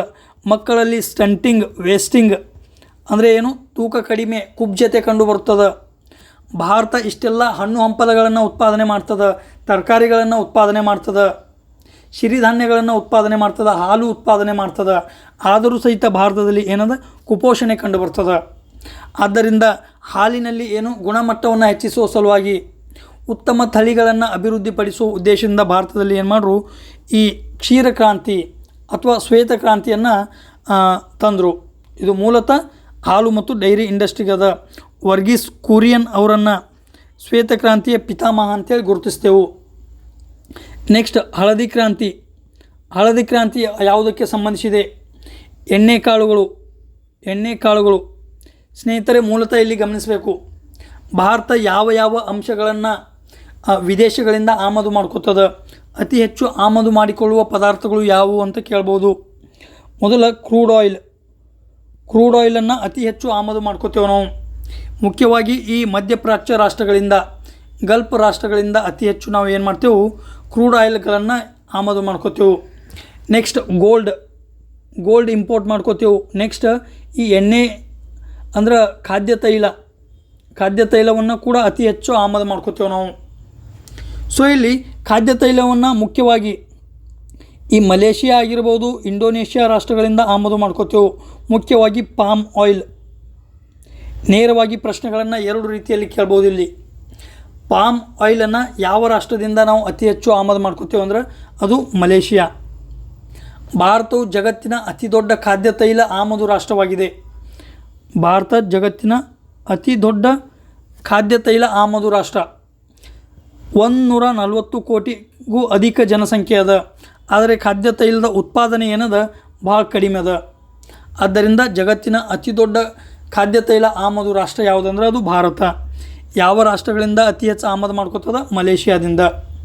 ಓಕೆ, ಪಾಮ್ ಆಯಿಲ್ ಅಂತ ನೋಡಿದೆವು. ಮುಖ್ಯವಾಗಿ ಈ ಮಲೇಷಿಯಾ ಆಗಿರ್ಬೋದು, ಇಂಡೋನೇಷ್ಯಾ ಆಗಿರ್ಬೋದು, ಇವೇನು ಇಕ್ವೆಟೋರಿಯಲ್ ರೀಜನ್ದಲ್ಲಿ ಇರುವ ರಾಷ್ಟ್ರಗಳು. ಅಂದರೆ ಏನು, ಉಷ್ಣವಲಯದಲ್ಲಿ ಬರುವಂಥ ರಾಷ್ಟ್ರಗಳು. ಹಾಗಾಗಿ ಈ ಪಾಮ್ ಮರ ಏನಲ್ಲ, ಪಾಮ್ ಟ್ರೀ ಮುಖ್ಯವಾಗಿ ಉಷ್ಣವಲಯದ ಈ ಅರಣ್ಯ ಪ್ರದೇಶಗಳಲ್ಲಿ ಕಂಡುಬರುವಂಥ ಒಂದು ಮರ. ಸೊ ಪಾಮ್ ಏನದ equatorial regional trees. Okay, so ಇದು ಖಾದ್ಯ ತೈಲ ಆಯಿತು. ಭಾರತ ಇತ್ತೀಚೆಗೆ ಈ ಖಾದ್ಯ ತೈಲದಲ್ಲಿ ಸ್ವಾವಲಂಬನೆಯನ್ನು ಸಾಧಿಸುವ ಉದ್ದೇಶದಿಂದ ಹಲವಾರು ಯೋಜನೆಗಳನ್ನು ಜಾರಿಗೆ ತಂದಿದೆ. National Mission on Edible Oil, National Mission on Edible Oil ಅಂತ ಕರಿತೇವೆ. ಈ ಮೂಲಕ ಏನು, ಭಾರತದ ಈಶಾನ್ಯ ರಾಜ್ಯಗಳಲ್ಲಿ ಈ ಪಾಮನ್ನು ಬೆಳೆಯುವುದು, ಈ ಮೂಲಕ ಏನು ಮಾಡೋದು, ಭಾರತದಲ್ಲಿ ಖಾದ್ಯ ತೈಲದ ಸ್ವಾವಲಂಬನೆಯನ್ನು ಸಾಧಿಸುವುದು. ಎಣ್ಣೆ ಕಾಳುಗಳಿಗೆ MSPಯನ್ನು ನೀಡುವುದು. MSPಯನ್ನು ನೀಡುವ ಮೂಲಕ ರೈತರಿಗೆ ಎಣ್ಣೆ ಕಾಳುಗಳನ್ನು ಬೆಳೆಯಲು ಪ್ರೋತ್ಸಾಹನವನ್ನು ನೀಡುವುದು. ಭಾರತದಲ್ಲಿ ಅತಿ ಹೆಚ್ಚು ಶೇಂಗಾವನ್ನು ಎಲ್ಲಿ ಬೆಳೆಯಲಾಗುತ್ತದೆ, ಸೋಯಾಬೀನನ್ನು ಎಲ್ಲಿ ಬೆಳೆಯಲಾಗುತ್ತದೆ, ಇವುಗಳನ್ನೆಲ್ಲ ನೋಡಿರಿ, ಒಂದು ಲಿಸ್ಟ್ ಮಾಡಿ ಇಟ್ಕೋರಿ. ಯಾವ ಬೆಳೆಗಳನ್ನು ಯಾವ ರಾಜ್ಯದಲ್ಲಿ ಅತಿ ಹೆಚ್ಚು ಬೆಳೆಯಲಾಗುತ್ತದೆ, ಯಾವ ದೇಶದಲ್ಲಿ ಅತಿ ಹೆಚ್ಚು ಬೆಳೆಯಲಾಗುತ್ತದೆ ಅನ್ನೋದು ನೋಡಿರಿ. ಓಕೆ, ಇದು ಏನಾಯಿತು, ಶ್ವೇತಕ್ರಾಂತಿ ಆಯಿತು. ನೆಕ್ಸ್ಟ್ ಗೋಲ್ಡನ್ ರೆವಲ್ಯೂಷನ್, ಚಿನ್ನದ ಕ್ರಾಂತಿ. ಸ್ನೇಹಿತರೆ, ಮೂಲತಃ ಇದು ಜೇನುತುಪ್ಪಕ್ಕೆ ಸಂಬಂಧಿಸಿದೆ. ಈಗ ಏನು ಪ್ರಶ್ನೆಗಳನ್ನು ನೋಡಿದೆವು. ಸೊ ಗೋಲ್ಡನ್ ರೆವಲ್ಯೂಷನ್ ಅಥವಾ ಚಿನ್ನದ ಕ್ರಾಂತಿ, ಜೇನುತುಪ್ಪ. ಸಿಲ್ವರ್ ರೆವಲ್ಯೂಷನ್, ಬೆಳ್ಳಿ ಕ್ರಾಂತಿ, ಇದು ಮೊಟ್ಟೆ ಮತ್ತು ಕುಕ್ಕುಟ ಪಾಲನೆಗೆ ಸಂಬಂಧಿಸಿದ ಒಂದು ಯೋಜನೆಯಾಗಿದೆ. ನೆಕ್ಸ್ಟ್ ಪಿಂಕ್ ರೆವಲ್ಯೂಷನ್ ಅಂತ ಕೇಳ್ಬೋದು. ಪಿಂಕ್ ರೆವಲ್ಯೂಷನ್ ಅಂದ್ರೆ ಗುಲಾಬಿ ಕ್ರಾಂತಿ. ಮೂಲತಃ ಇದು ಈರುಳ್ಳಿಗೆ ಸಂಬಂಧಿಸಿದೆ. ಓಕೆ, ನೆಕ್ಸ್ಟ್ ಕಪ್ಪು ಕ್ರಾಂತಿ, ಬ್ಲ್ಯಾಕ್ ರೆವಲ್ಯೂಷನ್, ಪೆಟ್ರೋಲಿಯಂಗೆ ಸಂಬಂಧಿಸಿದೆ. ಪೆಟ್ರೋಲಿಯಮನ್ನು ಬ್ಲ್ಯಾಕ್ ಗೋಲ್ಡ್ ಅಂತೇಳಿ ಕರಿತೀವಿ. ಬ್ಲ್ಯಾಕ್ ಗೋಲ್ಡ್ ಮೊದಲ ಪೆಟ್ರೋಲಿಯಂ. ಸ್ನೇಹಿತರೆ, ಭಾರತದಲ್ಲಿ ಮೊದಲು ಅಸ್ಸಾಂನ ದಿಗ್ಬೋಯ್ದಲ್ಲಿ ಪೆಟ್ರೋಲಿಯಂ ಎಕ್ಸ್ಟ್ರಾಕ್ಷನ್ ಸೆಂಟ್ರನ್ನು ಮಾಡಲಾಯಿತು. ಪೆಟ್ರೋಲಿಯಂ ಎಕ್ಸ್ಟ್ರಾಕ್ಷನನ್ನು ಮೊಟ್ಟ ಮೊದಲ ಬಾರಿಗೆ ಭಾರತದಲ್ಲಿ ಅಸ್ಸಾಂನ ದಿಗ್ಬೋಯ್ದಲ್ಲಿ ಮಾಡಲಾಯಿತು. ನೆಕ್ಸ್ಟ್ ಈ ಮುಂಬೈನ ಹಾಯ್ದಲ್ಲಿಯೂ ಕೂಡ ಪೆಟ್ರೋಲಿಯಂ ಎಕ್ಸ್ಟ್ರಾಕ್ಷನ್ ಮಾಡಲಾಗುತ್ತದೆ, ಪೆಟ್ರೋಲಿಯಮನ್ನು ಹೊರತೆಗೆಯಲಾಗುತ್ತದೆ. ಓಕೆ, ಇದು ಬ್ಲ್ಯಾಕ್ ರೆವಲ್ಯೂಷನ್ ಆಯಿತು. ನೆಕ್ಸ್ಟ್ ಚಿನ್ನದ ನಾರಿನ ಕ್ರಾಂತಿ. ನಾರು ಅಂತ ಬರ್ತದೆ, ಅದರಲ್ಲಿ ಬೆಳ್ಳಿ ನಾರು ಅಂದ್ರೆ ಹತ್ತಿ, ಸಿಲ್ವರ್ ಫೈಬರ್ ಅಂದ್ರೆ ಅಥವಾ ಬೆಳ್ಳಿ ನಾರು ಅಂದ್ರೆ ಅದು ಹತ್ತಿ, ಗೋಲ್ಡನ್ ಫೈಬರ್ ಅಂದ್ರೆ ಸೆಣಬು. ಸ್ನೇಹಿತರೆ, ಈ ಸೆಣಬು ಅಂತ ಬಂದಾಗ ಮೂಲತಃ ಇದು ಉಷ್ಣವಲಯದ ಒಂದು ಉಷ್ಣವಲಯದ ಬೆಳೆ. ಮೂಲತಃ ಭಾರತದ ಪಶ್ಚಿಮ ಬಂಗಾಳ ಆಗಿರ್ಬೋದು, ಬಿಹಾರ ಆಗಿರ್ಬೋದು, ಅಸ್ಸಾಂನ ಪ್ರದೇಶಗಳಲ್ಲಿ ಈ ಸೆಣಬನ್ನು ಅತಿ ಹೆಚ್ಚು ಬೆಳೆಯಲಾಗುತ್ತದೆ. ಭಾರತ ಅತಿ ಹೆಚ್ಚು ಸೆಣಬನ್ನು ಬೆಳೆಯುವ ರಾಷ್ಟ್ರವಾಗಿದೆ. ಸೊ ಇದು ಗೋಲ್ಡನ್ ಫೈಬರ್ ಆಯಿತು. ನೆಕ್ಸ್ಟ್ ಸ್ನೇಹಿತರೆ, MS ಸ್ವಾಮಿನಾಥನ್ ಅವರು ಇನ್ನೊಂದು ಶಬ್ದವನ್ನು ಕೊಟ್ಟರು. ಈಗ ಹಸಿರು ಕ್ರಾಂತಿ ಅನ್ನೋದು ಆರಂಭದಲ್ಲಿತ್ತು. ಮೂಲತಃ ಈ ಹಸಿರು ಕ್ರಾಂತಿ ಶಬ್ದನ MS ಸ್ವಾಮಿನಾಥನ್ರವರು ಪರಿಚಯ ಮಾಡಿಲ್ಲ. ಭಾರತದಲ್ಲಿ ಹಸಿರು ಕ್ರಾಂತಿಯನ್ನು ಅಭಿವೃದ್ಧಿಪಡಿಸಿದವರು ಯಾರಂದ್ರೆ ಅದು MS Swaminathan. Next MS Swaminathan ಅವರು ಏನು ಮಾಡಿದ್ರು, ಸದಾ ಹಸಿರು ಕ್ರಾಂತಿ ಎವರ್ಗ್ರೀನ್ ರೆವಲ್ಯೂಷನನ್ನು ಪರಿಕಲ್ಪನೆಯನ್ನು ಪರಿಚಯ ಮಾಡಿದ್ದು ಯಾರಂದ್ರೆ ಅದು MS ಸ್ವಾಮಿನಾಥನ್. ಸೊ ಇದಷ್ಟು ಈ ಪ್ರಶ್ನೆಗೆ ವಿವರವಾದ ಮಾಹಿತಿ. ನೆಕ್ಸ್ಟ್ ಕ್ವಶನ್ಗೆ ಹೋಗೋಣ. ಸೊ 57ನೇ ಪ್ರಶ್ನೆಗೆ ಉತ್ತರ ಯಾವುದು? ಆಪ್ಷನ್ 4. ನೆಕ್ಸ್ಟ್ ಸೇನ್ 58ನೇ ಪ್ರಶ್ನೆ. ಸೇನ್ರವರ ಬಡತನ ಸೂಚ್ಯಾಂಕವನ್ನು ಈ ಕೆಳಗಿನ ಯಾವುಗಳಿಂದ ಮಾಪನ ಮಾಡಬಹುದು? ಸ್ನೇಹಿತರೆ, ಸೇನ್ ಅಂದರೆ ಅಮರ್ತ್ಯ ಸೇನ್. ಭಾರತದ ಹೆಮ್ಮೆಯ ಈ ನೊಬೆಲ್ ಪ್ರಶಸ್ತಿ ವಿಜೇತ ಯಾರು? ಅಮರ್ತ್ಯ ಸೇನ್ ಅದರಲ್ಲ, ಅರ್ಥಶಾಸ್ತ್ರ ವಿಭಾಗದಲ್ಲಿ ನೊಬೆಲ್ ಪ್ರಶಸ್ತಿಯನ್ನು ಪಡೆದ ಭಾರತೀಯ ಮೂಲದ ವ್ಯಕ್ತಿ ಅಮರ್ತ್ಯ ಸೇನ್ ಅವ್ರ ಬಗ್ಗೆ ಹೇಳುತ್ತಾರೆ. ಯಾವ ಮಾಪನ ಅಥವಾ ಮಾನದಂಡಗಳನ್ನು ಬಳಸಿ ಈ ಒಂದು ಸೂಚ್ಯಂಕವನ್ನು ಬಿಡುಗಡೆ ಮಾಡ್ತಾರಂತ ಕೇಳ್ಯಾನ. ತಲೆ ಎಣಿಕೆ ಅನುಪಾತ, ಹೆಡ್ ಕೌಂಟ್ ರೇಷಿಯೋ ಅಂತ ಕರಿತೀವಿ. ಬಡತನ ಅಂತರದ ಸೂಚ್ಯಂಕ, ಬಡತನ ಅಂತರ, ಬಡವರಲ್ಲಿಯೇ ಅತಿ ಬಡವರು, ಅತಿ ಬಡವರು, ಈ ಬಡವರಲ್ಲಿಯೇ ಇವರಲ್ಲಿಯ ಅಂತರವನ್ನು ಪರಿಗಣಿಸಿ ಬಡತನ ಸೂಚ್ಯಂಕವನ್ನು ನೀಡುವ ಕಾರ್ಯವನ್ನು ಸೇನ್ರವರು ಮಾಡ್ತಾರೆ. ನೆಕ್ಸ್ಟ್ ಗಿನಿ ಕೊಯಿಫಿಷಿಯಂಟ್, ಜನನ ಸಂದರ್ಭದಲ್ಲಿ ಜೀವನ ನಿರೀಕ್ಷೆ. ಸ್ನೇಹಿತರೆ, ಈ 4 ಮಾನದಂಡಗಳಲ್ಲಿ ಯಾವ ಮಾಪನ ಅಥವಾ ಮಾನದಂಡಗಳನ್ನು ಆಧರಿಸಿ ಬಡತನ ಸೂಚ್ಯಂಕವನ್ನು ಅಮರ್ತ್ಯ ಸೇನ್ ಅವರು ಬಿಡುಗಡೆ ಮಾಡ್ತಾರಂತ ಕೇಳ್ಯಾನ. ತಲೆ ಎಣಿಕೆ ಅನುಪಾತ. ಸ್ನೇಹಿತರೆ, ದೇಶದಲ್ಲಿ ಒಟ್ಟು ಎಷ್ಟು ಜನ ಬಡತನ ರೇಖೆಗಿಂತ ಕೆಳಗದಾರ ಅನ್ನೋದೇ ತಲೆ ಎಣಿಕೆ ಅನುಪಾತ. ಸಾಮಾನ್ಯವಾಗಿ BPL ಕಾರ್ಡ್ ಅಂತ ಓದ್ತೇವೆ, ಕೇಳ್ತೇವೆ, ಅಥವಾ ನಮ್ಮ ಎಲ್ಲರ ಮನೆಯಾಗ ಅದಾವೆ BPL, ಬಿಲೋ ಪಾವರ್ಟಿ ಲೈನ್. ಈ ರೇಖೆಗಿಂತ ಕೆಳಗಿನವರನ್ನು ನಾವು ಬಡವರು ಅಂಥೇಳಿ ಗುರುತಿಸ್ತೇವೆ. ನೆಕ್ಸ್ಟ್ ಈ ರೇಖೆಗಿಂತ ಮೇಲೆ ಇರೋರನ್ನು ನಾವು APL ಅಥವಾ ಅಬೌವ್ ಪಾವರ್ಟಿ ಲೈನ್, ಶ್ರೀಮಂತರು ಅಂಥೇಳಿ ಗುರುತಿಸ್ತೇವೆ. ಇದು ಸಾಮಾನ್ಯ ಭಾರತದಲ್ಲಿ. ಆದರೆ ಅಮರ್ತ್ಯ ಸೇನ್ ಅವರು ಏನು ಮಾಡ್ತಾರೆ, ಈ ರೇಖೆಗಿಂತ ಕೆಳಗಿನವರನ್ನು ಕೇವಲ ಬಡವರೆಂದು ಗುರುತಿಸದೆ ಅವರಲ್ಲಿ ಬಡವರು ಯಾರದಾರ, ಅತಿ ಬಡವರು ಯಾರದಾರ, ನಿರ್ಗತಿಕರು ಯಾರದಾರ ಅನ್ನೋದನ್ನು ಡೀಟೇಲ್ ಆಗಿ ವರದಿ ಮಾಡ್ತಾರೆ. ಈ ಅಂಶಗಳನ್ನು ಮಾಡ್ತಾರೆ. ಸೊ ತಲೆ ಎಣಿಕೆ ಅನುಪಾತ 1 ರೈಟ್ ಅದ. ನೆಕ್ಸ್ಟ್ ಬಡತನದ ಅಂತರದ ಸೂಚ್ಯಂಕ, ಬಡತನ ರೇಖೆಗಳಿಗಿಂತ ಎಷ್ಟು ಕೆಳಗದಾರ, ಬಡವ್ರು ಯಾರದಾರ, ನಿರ್ಗತಿಕರು ಯಾರದಾರ, ಈ ರೀತಿಯಾಗಿ ಇವರ ನಡುವಿನ ಅಂತರವನ್ನು ಕನ್ಸಿಡರ್ ಮಾಡ್ತಾರೆ. ಸೊ 2ನೇ ಹೇಳಿಕೆ ಅನ್ನೋದು ಸರಿಯದ. ಗಿನಿ ಕೊಯಿಫಿಷಿಯಂಟ್, ಈ ಗಿನಿ ಗುಣಾಂಕ ಅಂದರೆ ಏನು? ಬಡವರ ನಡುವೆ ಆದಾಯದ ಅಸಮಾನತೆ ಎಷ್ಟದ ಅನ್ನೋದೇ ಈ ಗಿನಿ ಕೊಯಿಫಿಷಿಯಂಟ್ ಡಿಸೈಡ್ ಮಾಡ್ತದೆ. ಸೊ 3ನೇದು ಸರಿಯದ. 4ನೇದು ಏನದ? ಜನನ ಸಂದರ್ಭದಲ್ಲಿ ಜೀವನ ನಿರೀಕ್ಷೆ. ಸ್ನೇಹಿತರೆ, ಮೂಲತಃ ಈ ಅಮರ್ತ್ಯ ಸೇನ್ ಅವರ ಬಡತನ ಸೂಚ್ಯಂಕದಲ್ಲಿ ಈ ಮಾನದಂಡವನ್ನು ಅಳವಡಿಸಿಲ್ಲ. ಸೊ ABC ಮಾತ್ರ ಸರಿಯಾಗಿದೆ. ಆದರೆ ಇಲ್ಲಿ ಗಮನಿಸಬೇಕಾದಂಥ ಸಂಗತಿ ಏನಂದ್ರೆ, ಮೂಲತಃ ಈ ಜನನ ಪ್ರಮಾಣದಲ್ಲಿ ಜೀವನ ನಿರೀಕ್ಷೆ ಏನಲ್ಲ, ಇದು UNDP ಪ್ರಕಟಿಸುವ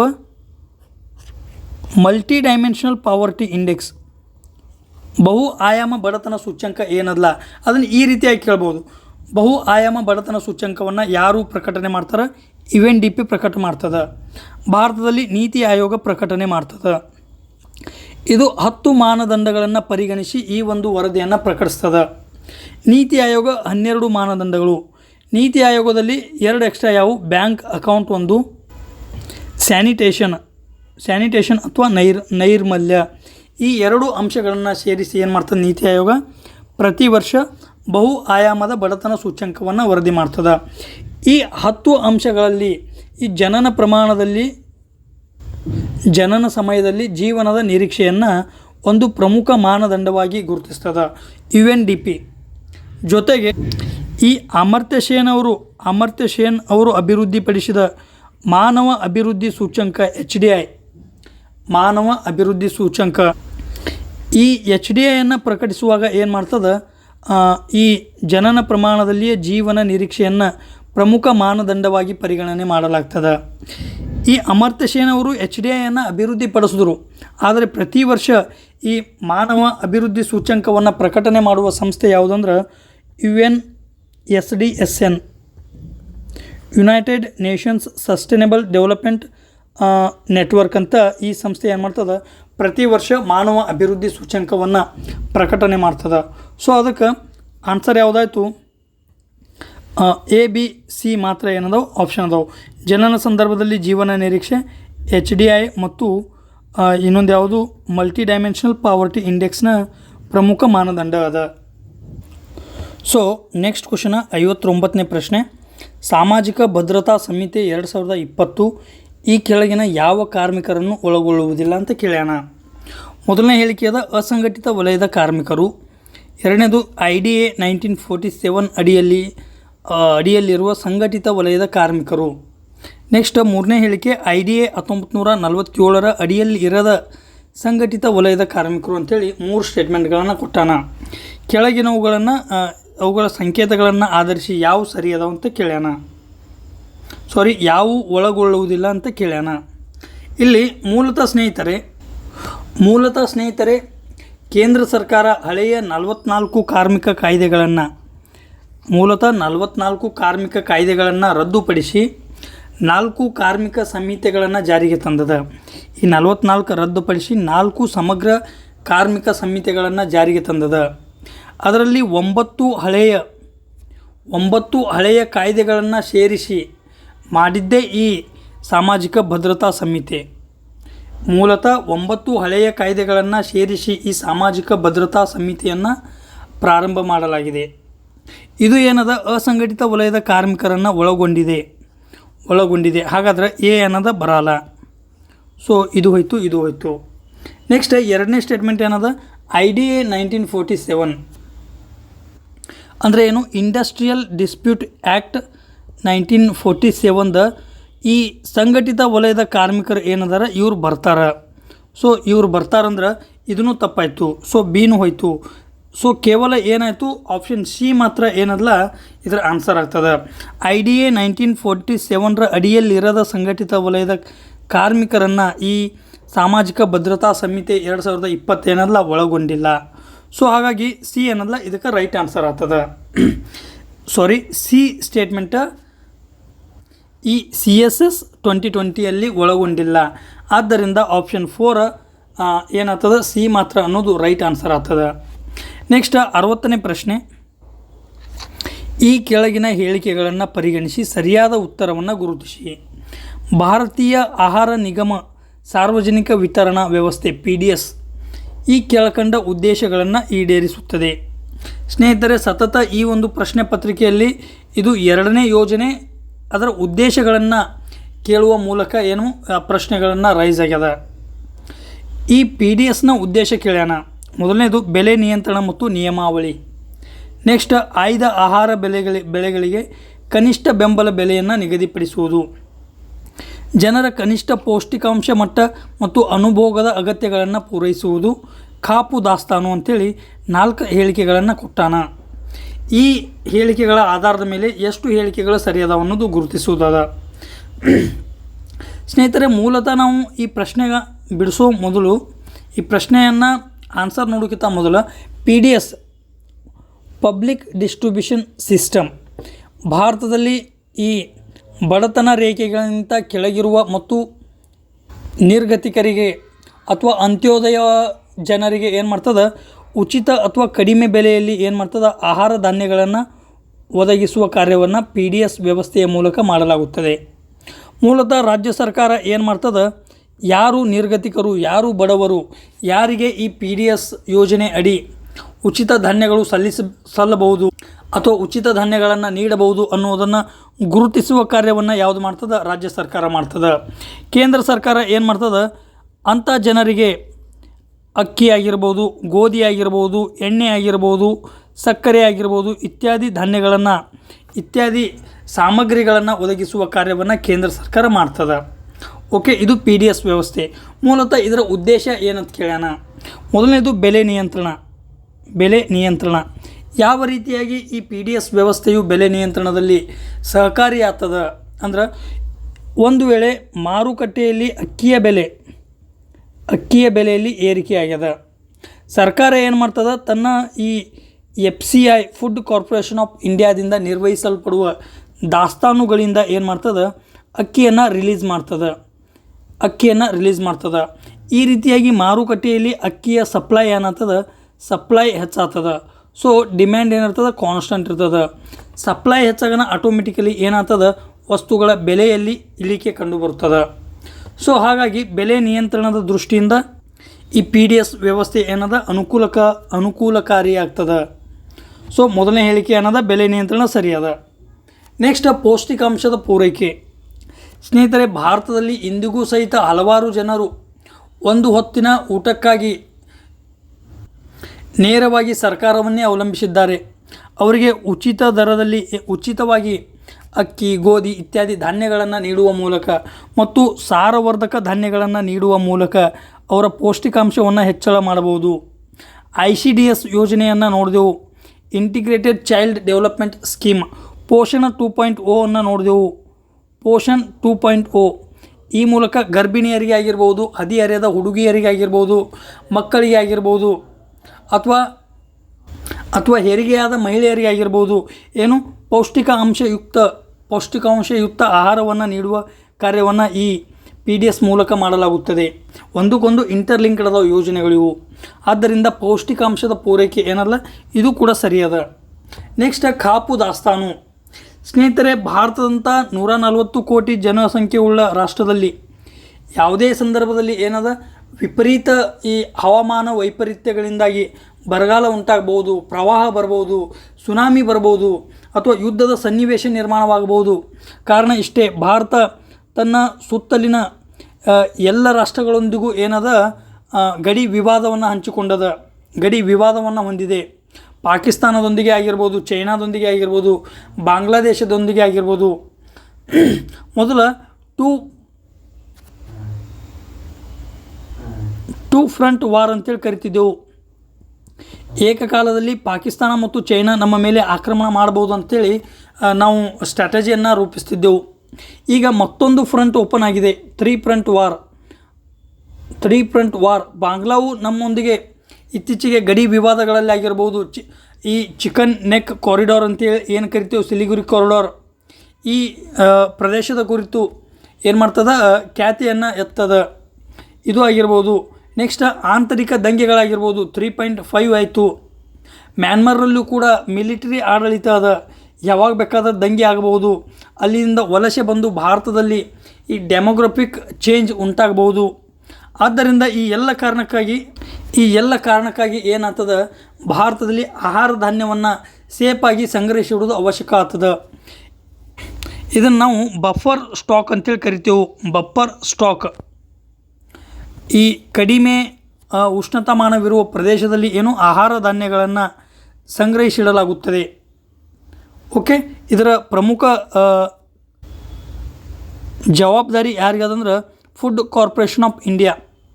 ಭಾರತದಲ್ಲಿ ಫುಡ್ ಕಾರ್ಪೊರೇಷನ್ ಆಫ್ ಇಂಡಿಯಾ ಏನು ಮಾಡ್ತದೆ, ಹೆಚ್ಚುವರಿ ಆಹಾರ ಧಾನ್ಯಗಳನ್ನು ಸಂಗ್ರಹಿಸಿಡುವ ಕಾರ್ಯವನ್ನು ಮಾಡ್ತದೆ. ಸೊ ಇದೇನಾಯಿತು, ಕಾಪು ದಾಸ್ತಾನು, ಬಫರ್ ಸ್ಟಾಕ್. ಸೊ ಹಾಗಾಗಿ ಈ 3 ಹೇಳಿಕೆಗಳು ಕರೆಕ್ಟ್ ಅದಾವು. ನೆಕ್ಸ್ಟ್ ಕನಿಷ್ಠ ಬೆಂಬಲ ಬೆಲೆ ಅಂತ ಒಂದು ಎರಡನೇ ಹೇಳಿಕೆ ಏನು ಕೊಟ್ಟಾನ, ಬಿ ಹೇಳಿಕೆ, ಕನಿಷ್ಠ ಬೆಂಬಲ ಬೆಲೆ MSP. ಸ್ನೇಹಿತರೆ, ಮೂಲತಃ ಈ ಕನಿಷ್ಠ ಬೆಂಬಲ ಬೆಲೆಯನ್ನು CACP ಏನು ಮಾಡ್ತದೆ, ರೆಕಮೆಂಡ್ ಮಾಡ್ತದೆ, ಶಿಫಾರಸು ಮಾಡ್ತದೆ. ಕೃಷಿ ವೆಚ್ಚ ಮತ್ತು ಬೆಲೆ ಆಯೋಗ ಅಂತೇಳಿ ಕರಿತೇವೆ. ಕೃಷಿ ವೆಚ್ಚ ಮತ್ತು ಬೆಲೆ ಆಯೋಗ ಏನು ಮಾಡ್ತದೆ, ಈ MSPಯನ್ನು ರೆಕಮೆಂಡ್ ಮಾಡ್ತದೆ. ಸ್ನೇಹಿತರೆ, ಇಲ್ಲಿ ಗಮನ ಇರಬೇಕು, ಕೇವಲ CACP ರೆಕಮೆಂಡ್ ಮಾಡ್ತದೆ, ಶಿಫಾರಸುಗಳನ್ನು ನೀಡ್ತದೆ. ಇದರ ಮೇಲೆ ಅಂತಿಮ ತೀರ್ಮಾನ ಯಾರು ತೋತಾರೆ, cabinet committee on economic affairs. ಇದರದ ನೇತೃತ್ವ ಅಥವಾ ಅಧ್ಯಕ್ಷರು ಯಾರು ಇರ್ತಾರೆ, ಪ್ರಧಾನಮಂತ್ರಿ ಇರ್ತಾರೆ. ಪ್ರಧಾನಮಂತ್ರಿಯ ನೇತೃತ್ವದ ಈ cabinet committee on economic affairs ಏನು ಮಾಡ್ತದೆ, ಈ MSPಗಳ ಮೇಲೆ ಅಂತಿಮ ತೀರ್ಮಾನವನ್ನು ತೋತದೆ. ಈ MSPಗಳಿಗೆ ಅನುಮೋದನೆಯನ್ನು ನೀಡ್ತದೆ. ಪ್ರಸ್ತುತ ಭಾರತದಲ್ಲಿ 22 ಬೆಳೆಗಳ ಮೇಲೆ MSPಯನ್ನು ನೀಡಲಾಗಿದೆ. ಪ್ಲಸ್ ಒಂದು ಬೆಳೆಗೆ ಏನು ಮಾಡ್ತದೆ, FRPಯನ್ನು ನೀಡಲಾಗುತ್ತದೆ. FRP ನೀಡುವ ಬೆಳೆ ಯಾವುದು, FRPಯನ್ನು ಯಾವ ಬೆಳೆಗೆ ನೀಡಲಾಗುತ್ತದೆ ಅಂತ ಕೇಳ್ಬೋದು. ಅದು ಶುಗರ್ ಕೇನ್. ಕಬ್ಬಿಗೆ FRP ನೀಡಲಾಗುತ್ತದೆ. MSP ಅಲ್ಲ. ಸೊ 22 ಬೆಳೆಗಳಿಗೆ ಮತ್ತು ಒಂದು ಬೆಳೆಗೆ ಏನು FRPಯನ್ನು ನೀಡಲಾಗುತ್ತದೆ. ಒಟ್ಟು 23. ಸ್ನೇಹಿತರೆ, ಇದರಲ್ಲಿ ಧಾನ್ಯಗಳು ಅದಾವು, ವಾಣಿಜ್ಯ ಬೆಳೆಗಳೂ ಅದಾವು, ಸಿರಿಧಾನ್ಯಗಳೂ ಅದಾವು. ಓಕೆ, ಎಲ್ಲ ಥರದ ಬೆಳೆಗಳು ಇದರಲ್ಲಿ ಕಂಡುಬರುತ್ತವೆ. ಒಟ್ಟು 23. ಭಾರತದಲ್ಲಿ ಈ MSPಯನ್ನು C2 ಬೆಲೆಯ ಆಧಾರದ ಮೇಲೆ MSPಯನ್ನು ನೀಡಲಾಗುತ್ತದೆ. C2ದ ಆಧಾರದ ಮೇಲೆ MSPಯನ್ನು ನೀಡಲಾಗುತ್ತದೆ. ಓಕೆ, ಆದ್ದರಿಂದ ಈ MSP ನೀಡುವುದಕ್ಕೂ ಮತ್ತು ಈ PDS ವ್ಯವಸ್ಥೆಗೂ ಯಾವುದೇ ಸಂಬಂಧ ಇಲ್ಲ. MSPಯನ್ನು ರೈತರಿಗೆ ಪ್ರೋತ್ಸಾಹ ನೀಡುವ ಉದ್ದೇಶದಿಂದ, ರೈತರ ಆದಾಯವನ್ನು ಏರಿಸುವ ಉದ್ದೇಶದಿಂದ, ರೈತರ ಆದಾಯ ಅನ್ನೋಣ ನೆನಪು ಬರಬೇಕಿಲ್ಲಿ. ಅಶೋಕ್ ದಳವಾಯಿ ಸಮಿತಿ ರೈತರ ಆದಾಯವನ್ನು ದ್ವಿಗುಣಗೊಳಿಸುವ ಉದ್ದೇಶ. ಸೊ ಅಶೋಕ್ ದಳವಾಯಿ ರೈತರ ಆದಾಯವನ್ನು ದ್ವಿಗುಣಗೊಳಿಸುವ ಉದ್ದೇಶ. MSPಯನ್ನು ಎದಕ್ಕೆ ನೀಡಲಾಗ್ತದೆ? ರೈತರ ಆದಾಯವನ್ನು ಹೆಚ್ಚಿಸುವ ಉದ್ದೇಶದಿಂದ, ರೈತರಿಗೆ ಬೆಂಬಲವನ್ನು ನೀಡುವ ಉದ್ದೇಶದಿಂದ, ಮಾರುಕಟ್ಟೆಯಲ್ಲಿ ರೈತರಿಗೆ ನಿರ್ದಿಷ್ಟ ಬೆಲೆ ಸಿಗದೇ ಇದ್ದಾಗ ಅಥವಾ ಸಮರ್ಪಕ ಬೆಲೆ ಸಿಗದೇ ಇದ್ದಾಗ ಏನಾಗ್ತದೆ, ರೈತನ ಅವನ ಮನಸ್ಥಿತಿ ಏನಾಗ್ತದೆ, ಅವನ ಮನಸ್ಥಿತಿ ಕುಂದುತ್ತದೆ. ಹೀಗಾಗಿ ಆತ ಕೃಷಿಯಿಂದ ಹೊರಬರುವ ಸಾಧ್ಯತೆ ಇರ್ತದೆ. ಕೃಷಿ ಭಾರತದ ಬೆನ್ನೆಲುಬದ. ಕೃಷಿಯನ್ನು ಉತ್ತೇಜಿಸುವ ಉದ್ದೇಶದಿಂದ ರೈತರಿಗೆ ಏನು ಮಾಡ್ತದೆ, MSPಯನ್ನು ನೀಡಲಾಗ್ತದೆ. ಈ MSPಗೆ ಸಂಬಂಧಿಸಿದಂತೆ ಇನ್ನೊಂದು ಪಾಯಿಂಟ್ ನೋಡಬೇಕಾದ್ರೆ, MSP ಈ ವರ್ಲ್ಡ್ ಟ್ರೇಡ್ ಆರ್ಗನೈಜೇಷನ್ನ ಯಾವ ಬಾಕ್ಸ್ನಲ್ಲಿ ಬರ್ತದೆ? ಮುಖ್ಯವಾಗಿ amber box, green box, blue box ಅಂತ ಬರ್ತಾವೆ. ಈ MSP ಮೂಲತಃ ಆಂಬರ್ ಬಾಕ್ಸ್ನಲ್ಲಿ ಬರ್ತದೆ. ಈ ಆಂಬರ್ ಬಾಕ್ಸ್ನಲ್ಲಿ MSPಯನ್ನು ಸೇರಿಸಲಾಗಿದೆ. ಇಲ್ಲಿ ಇನ್ನೊಂದು ಬರ್ತದೆ, ಡಿ ಮಿನಿಮಿಸ್ ಲಿಮಿಟ್ ಅಂದರೆ ಏನು? ಡಿ ಮಿನಿಮಿಸ್ ಲಿಮಿಟ್ ಆಂಬರ್ ಬಾಕ್ಸ್ನಲ್ಲಿ ಬರುವ ಯಾವುದೇ ಥರದ ಸಹಾಯಧನಗಳ ಮೇಲೆ WTO ವರ್ಲ್ಡ್ ಟ್ರೇಡ್ ಆರ್ಗನೈಜೇಷನ್ ಏನು ಮಾಡ್ತದೆ, ಮಿತಿಯನ್ನು ಒದಗಿಸ್ತದೆ, ಲಿಮಿಟ್ ಹೇರ್ತದೆ. ಅಭಿವೃದ್ಧಿ ಹೊಂದಿದ ರಾಷ್ಟ್ರಗಳು ಕೇವಲ 5% ಸಹಾಯಧನವನ್ನು ನೀಡಬೇಕು. ಅಭಿವೃದ್ಧಿ ಹೊಂದುತ್ತಿರುವ ರಾಷ್ಟ್ರಗಳು, ಭಾರತ, ಚೀನಾದಂಥ ರಾಷ್ಟ್ರಗಳು ಕೇವಲ 10% ಸಹಾಯಧನವನ್ನು ನೀಡಬೇಕು. ಇದು ಆಂಬರ್ ಬಾಕ್ಸ್ನಲ್ಲಿ ಹೇರಲಾದ ಮಿತಿ, ಡಿ ಮಿನಿಮಿಸ್ ಲಿಮಿಟ್ ಅಂತೇಳಿ ಕರಿತೀವಿ. WTO ಏನು ಮಾಡ್ತದೆ, ಇದನ್ನು ಹೇರಿದೆ. ಇದೇ ಆಯಿತು, MSP ಆಯಿತು. ಸೊ PDS ವ್ಯವಸ್ಥೆಗೂ MSPಗೂ ನೇರವಾದ ಸಂಬಂಧ ಇಲ್ಲ. ಆದ್ದರಿಂದ ಎರಡನೇ ಹೇಳಿಕೆ ಏನಾಗ್ತದೆ, ತಪ್ಪಾಗ್ತದೆ. ಎರಡನೇ ಹೇಳಿಕೆ ಯಾವುದು? ಆಯ್ದ ಆಹಾರಗಳಿಗೆ ಕನಿಷ್ಠ ಬೆಂಬಲ ಬೆಲೆ ಅನ್ನೋದು ತಪ್ಪಾಗೋದ್ರಿಂದ ಸೊ ACD ಆಪ್ಷನ್ 4 ಅನ್ನೋದು ರೈಟ್ ಆನ್ಸರ್. ಸೊ ನೆಕ್ಸ್ಟ್ ಕ್ವಶನ 61ನೇ ಪ್ರಶ್ನೆ. ಸಹಾಯಧನಕ್ಕೆ ಸಂಬಂಧಿಸಿದಂತೆ ಈ ಕೆಳಗಿನ ಹೇಳಿಕೆಗಳನ್ನು ಪರಿಗಣಿಸಿ ಅಂದಾರ.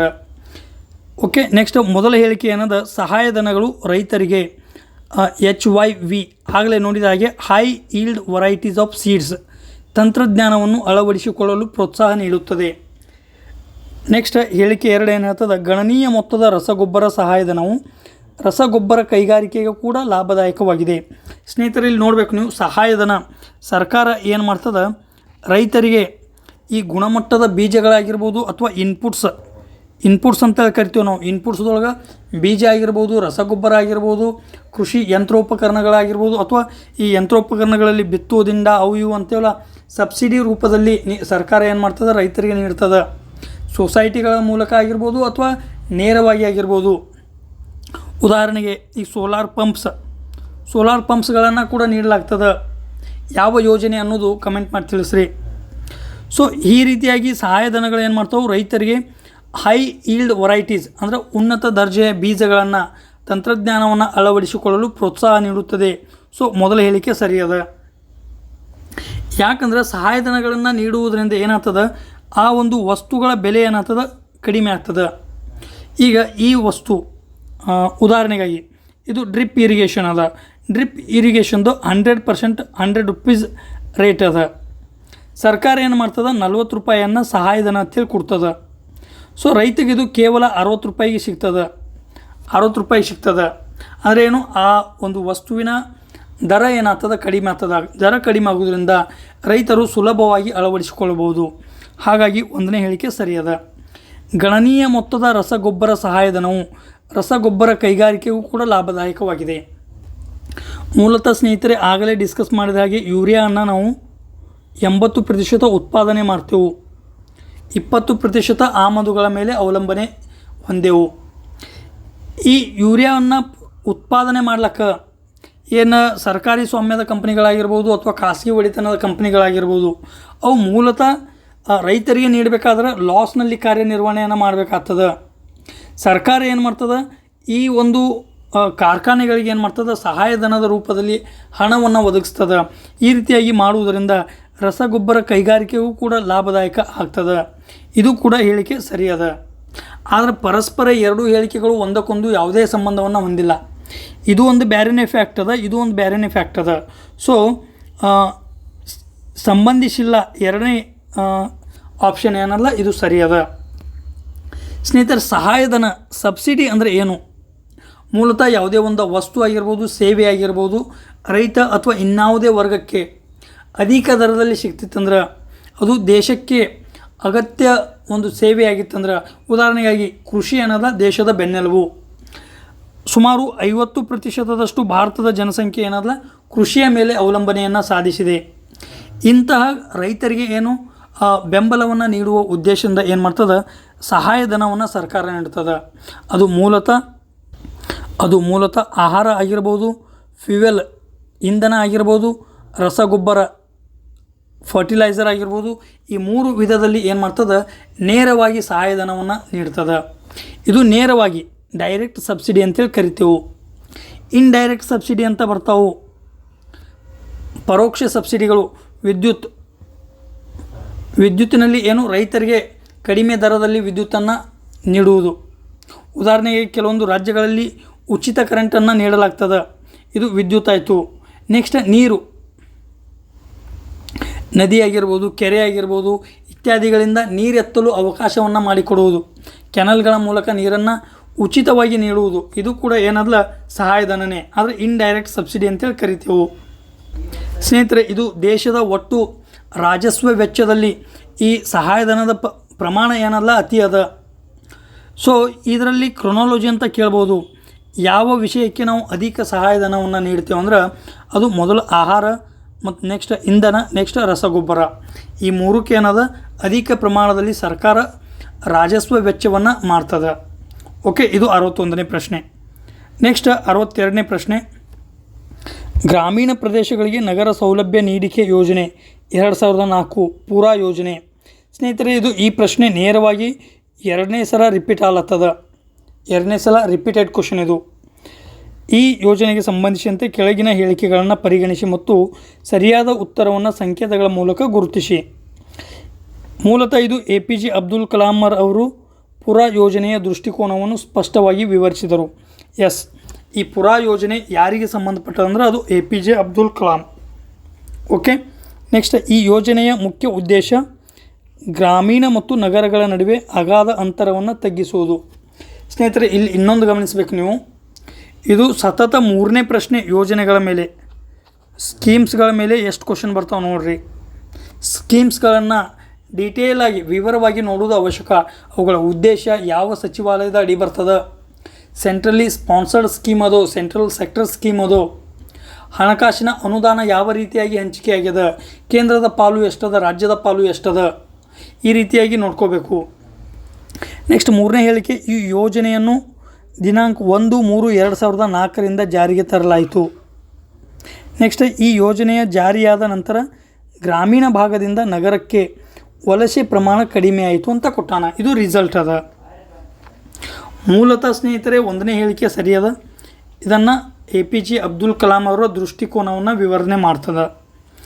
ಈ ಯೋಜನೆಯ ಮುಖ್ಯ ಉದ್ದೇಶ ಗ್ರಾಮೀಣ ಮತ್ತು ನಗರಗಳ ನಡುವಿನ ಈ ಸೌಲಭ್ಯಗಳಲ್ಲಿಯ ಅಂತರವನ್ನು ತಗ್ಗಿಸುವುದು. ಸೊ 2ನೇ ಹೇಳಿಕೆ ಸರಿಯದ. ಈ ಯೋಜನೆ 1/3/2004 ಜಾರಿಗೆ ತರಲಾಯಿತು. ಸೊ 3ನೇ ಹೇಳಿಕೆನೂ ಸರಿಯದ.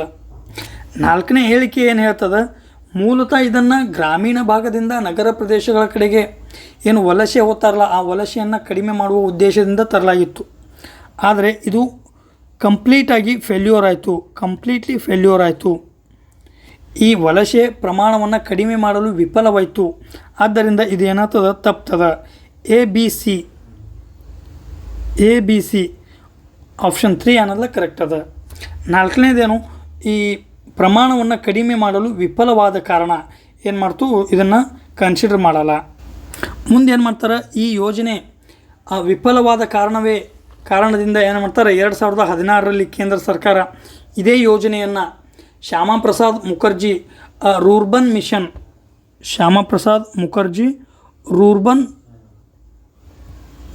ಮಿಷನ್ ಅಂಥೇಳಿ ಹೊಸದಾಗಿ ಜಾರಿಗೆ ತರ್ತಾರೆ.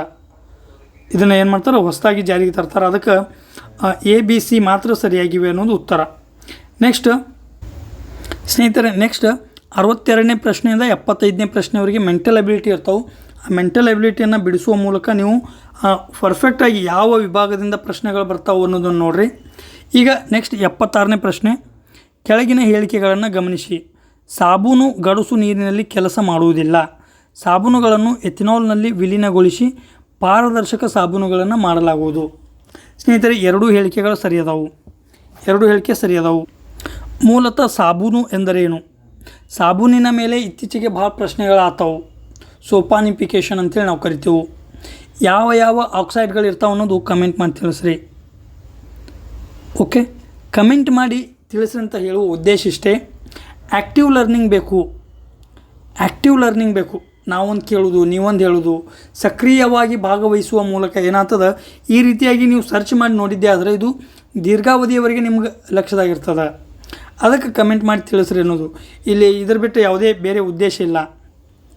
ಸೊ ಇಲ್ಲಿ ಸಾಬೂನು ಗಡುಸು ನೀರಿನಲ್ಲಿ ಕೆಲಸ ಮಾಡುವುದಿಲ್ಲ. ಯಾಕೆ ಮಾಡುವುದಿಲ್ಲ ಅಂದ್ರೆ ಸಾಬೂನಿನಲ್ಲಿರುವ ಸೋಡಿಯಂ ಲವಣಗಳು ಈ ಕ್ಯಾಲ್ಸಿಯಂ ಮತ್ತು ಮ್ಯಾಗ್ನೇಷಿಯಂ ಅಯಾನುಗಳೊಂದಿಗೆ ರಾಸಾಯನಿಕ ಕ್ರಿಯೆ ನಡೆಸಿ ನೀರಿನಲ್ಲಿ ಕರಗದ ಒಂದು ಬಿಳಿ ಬಣ್ಣದ ಈ ಕೆಸರಿನಂಥ ಒಂದು ಪ್ರೆಸಿಪಿಟೇಷನನ್ನು ನಿರ್ಮಾಣ ಮಾಡುತ್ತವೆ. ಕೆಸರಿನಂಥ ಪ್ರೆಸಿಪಿಟೇಷನನ್ನು ನಿರ್ಮಾಣ ಮಾಡ್ತಾವೆ. ಆದ್ದರಿಂದ ಗಡುಸು ನೀರಿನಲ್ಲಿ ಸಾಬೂನು ಕೆಲಸ ಮಾಡುವುದಿಲ್ಲ. ಅದಕ್ಕೆ ಅದ್ರ ಜಾಗನಾಗ ನಾವು ಏನು ಮಾಡ್ತೇವೆ, ಪೌಡರನ್ನು ಯೂಸ್ ಮಾಡ್ತೇವೆ. ಡಿಟರ್ಜೆಂಟ್ ಅಂತೇಳಿ ನಾವು ಕರಿತೀವಿ. ನಾವು ಡಿಟರ್ಜೆಂಟ್ ಪೌಡರನ್ನು ನಾವು ಯೂಸ್ ಮಾಡ್ತೇವೆ. ನೆಕ್ಸ್ಟ್ ಸಾಬೂನುಗಳನ್ನು ಇಥಿನಾಲ್ನಲ್ಲಿ ವಿಲೀನಗೊಳಿಸಿ ಪಾರದರ್ಶಕ ಸಾಬೂನುಗಳನ್ನು ಮಾಡಲಾಗುವುದು. ಮೂಲತಃ ಇಥಿನಾಲ್ ಏನಲ್ಲ, ಇದು ಕಲರ್ಲೆಸ್ ಅದ ಇಥಿನಾಲ್. ಓಕೆ, ಕಲರ್ಲೆಸ್ ಅದ. ಆದ್ದರಿಂದ ಇದರ ಮೂಲಕ ಪಾರದರ್ಶಕ ಸಾಬೂನುಗಳನ್ನು ನಿರ್ಮಾಣ ಮಾಡಬಹುದು. ಎರಡೂ ಹೇಳಿಕೆಗಳು ಸರಿಯಾದವು. ಬಟ್ ಎರಡೂ ಹೇಳಿಕೆಗಳು ವಿಭಿನ್ನವಾಗಿದ್ದಾವೆ. ಒಂದಕ್ಕೊಂದು ಯಾವುದೇ ಸಂಬಂಧವನ್ನು ಹೊಂದಿಲ್ಲ. ಎರಡನೇ ಹೇಳಿಕೆ ಒಂದನೇ ಹೇಳಿಕೆಯನ್ನು ಸಮರ್ಥಿಸುವುದಿಲ್ಲ. ಆದ್ದರಿಂದ ಸಿ ಅನ್ನೋದಲ್ಲ, ಆಪ್ಷನ್ 3 ಕರೆಕ್ಟ್ ಆನ್ಸರ್ ಅದ. ಸ್ನೇಹಿತರೆ ಇಲ್ಲಿ ಇಥಿನಾಲ್ ಅಂದಾನ. ಇಥಿನಾಲ್ ಇತ್ತೀಚೆಗೆ 2026ರಲ್ಲಿ ಭಾಳ ನ್ಯೂಸ್ದಾಗದ. ಕೇಂದ್ರೀಯ ರಸ್ತೆ ಮತ್ತು ಸಾರಿಗೆ ಸಚಿವ ನಿತಿನ್ ಗಡ್ಕರಿ ಅವರು ಏನು ಹೇಳ್ತಾರೆ, 2026ರಲ್ಲಿ E20 ಪೆಟ್ರೋಲ್ಗೆ 20% ಇಥಿನಾಲನ್ನು ಮಿಕ್ಸ್ ಮಾಡುವ ಮೂಲಕ ವಾಹನಗಳನ್ನು ಏನು ಮಾಡ್ತಾರೆ, ನಡೆಸ್ರಿ ಅಂಥೇಳಿ ಕಾಯ್ದೆಯನ್ನು ತಂದಾರ. ಈಗಿನ ಪೆಟ್ರೋಲ್ ಏನದ E20 ಪೆಟ್ರೋಲ್ ಅದ. E20 ಅಂದರೆ ಅಂದರೆ ಇಥಿನಾಲ್ ಆಯಿತು. ಉದ್ದೇಶ ಏನದ, ಆಮದು ಅವಲಂಬನೆಯನ್ನು ಕಡಿಮೆ ಮಾಡುವುದು.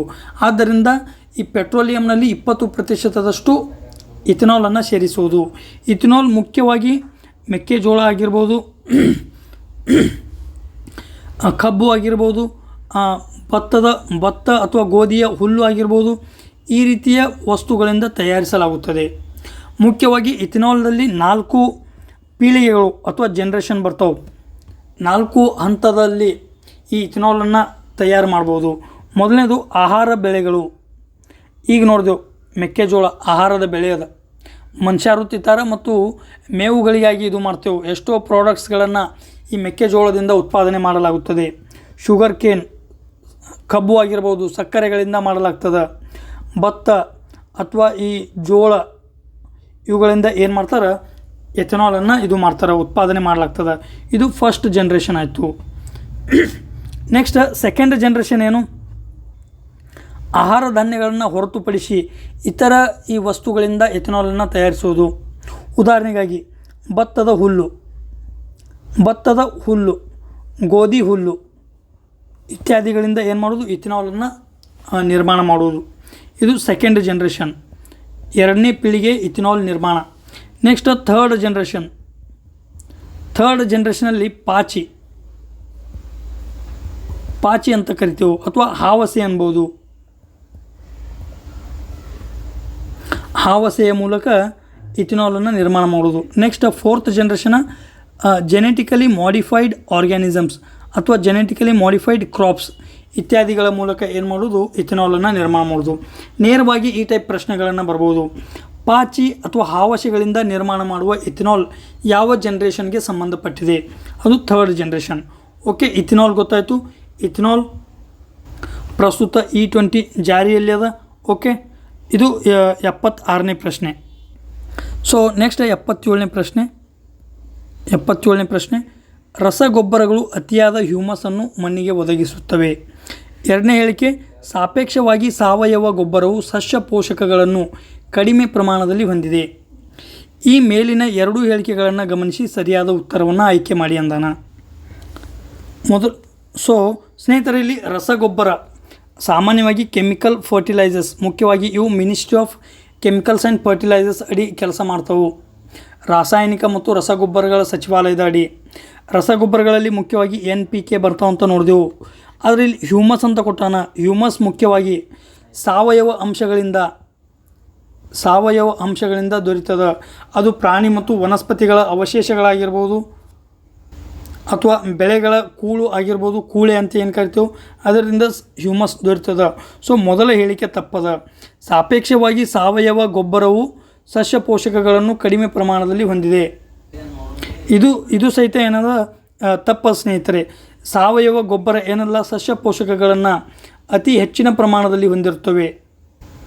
ಅದಕ್ಕೆ ಎರಡೂ ಹೇಳಿಕೆಗಳು ಏನದವು ಸರಿ ಇಲ್ಲ. ಇದು 77ನೇ ಪ್ರಶ್ನೆಗೆ ಉತ್ತರ ಏನು? ಎರಡನೇ ಆಪ್ಷನ. ಸ್ನೇಹಿತರೆ, ಇದಷ್ಟು ಇಂದಿನ ವಿವರಣೆ ಆಯಿತು. ಇನ್ನೂ ಯಾರು ನಮ್ಮ ಚಾನಲ್ಗೆ ಸಬ್ಸ್ಕ್ರೈಬ್ ಆಗಿಲ್ಲ, ಸಬ್ಸ್ಕ್ರೈಬ್ ಆಗಿ. ಟೆಲಿಗ್ರಾಮ್ ಚಾನಲ್ ಅದ ಸ್ಟಡಿ ಪಾರ್ಟ್ನರ್ 45 ಅಂತೇಳಿ. ಆ ಟೆಲಿಗ್ರಾಮ್ ಚಾನಲ್ಗೆ ಜಾಯ್ನ್ ಆಗಿ. ಪ್ರತಿದಿನ ಮುಂಜಾನೆ ಎದ್ದು ನಾವು VAO ಎಕ್ಸಾಮ್ಗೆ ಸಂಬಂಧಿಸಿದಂತೆ ಡೈಲಿ ಟಾರ್ಗೆಟ್ಸನ್ನು ಅಪ್ಲೋಡ್ ಮಾಡ್ತೇವೆ.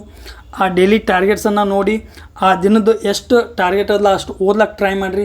ಸಂಜೆ ಮುಂದೆ ಏನು ಮಾಡೋನು, ಆ ಪ್ರತಿ ಸಬ್ಜೆಕ್ಟ್ಗಳಿಂದ ಏನು ಮಾಡೋನು, ಕ್ವಶನನ್ನು ಬಿಡಿಸೋನು. 40ರಿಂದ 50 ಪ್ರಶ್ನೆಗಳನ್ನು ಈ ಸಬ್ಜೆಕ್ಟ್ ವೈಸ್ ಬಿಡಿಸೋದ್ರಿಂದ ಏನಾಗ್ತದೆ, ಆ ಒಂದು ವಿಷಯದ ಮೇಲೆ ನಾವು ಕಮ್ಯಾಂಡನ್ನು ಸಾಧಿಸ್ಬೋದು. ಈ ರೀತಿಯಾಗಿ 60 ದಿನಗಳಲ್ಲಿ, ಈ ಕೇವಲ 60 ದಿನಗಳು ಉಳಿದಾವೆ. ಈ 60 ದಿನಗಳಲ್ಲಿ VAO ಎಕ್ಸಾಮ್ಗೆ ಸಮಗ್ರವಾಗಿ ಪ್ರಿಪೇರ್ ಆಗ್ಬೋದು. ಇದಷ್ಟು ಇಂದಿನ ಚರ್ಚೆ. ನಮ್ಮ ಈ ಪ್ರಯತ್ನ ನಿಮ್ಗೆ ಇಷ್ಟವಾದಲ್ಲಿ ವಿಡಿಯೋವನ್ನು ಶೇರ್ ಮಾಡಿರಿ ಅನ್ನುತ್ತಾ ಇಂದಿನ ವಿಡಿಯೋವನ್ನು ಇಲ್ಲಿಗೆ ಮುಗಿಸೋಣ. Thank you.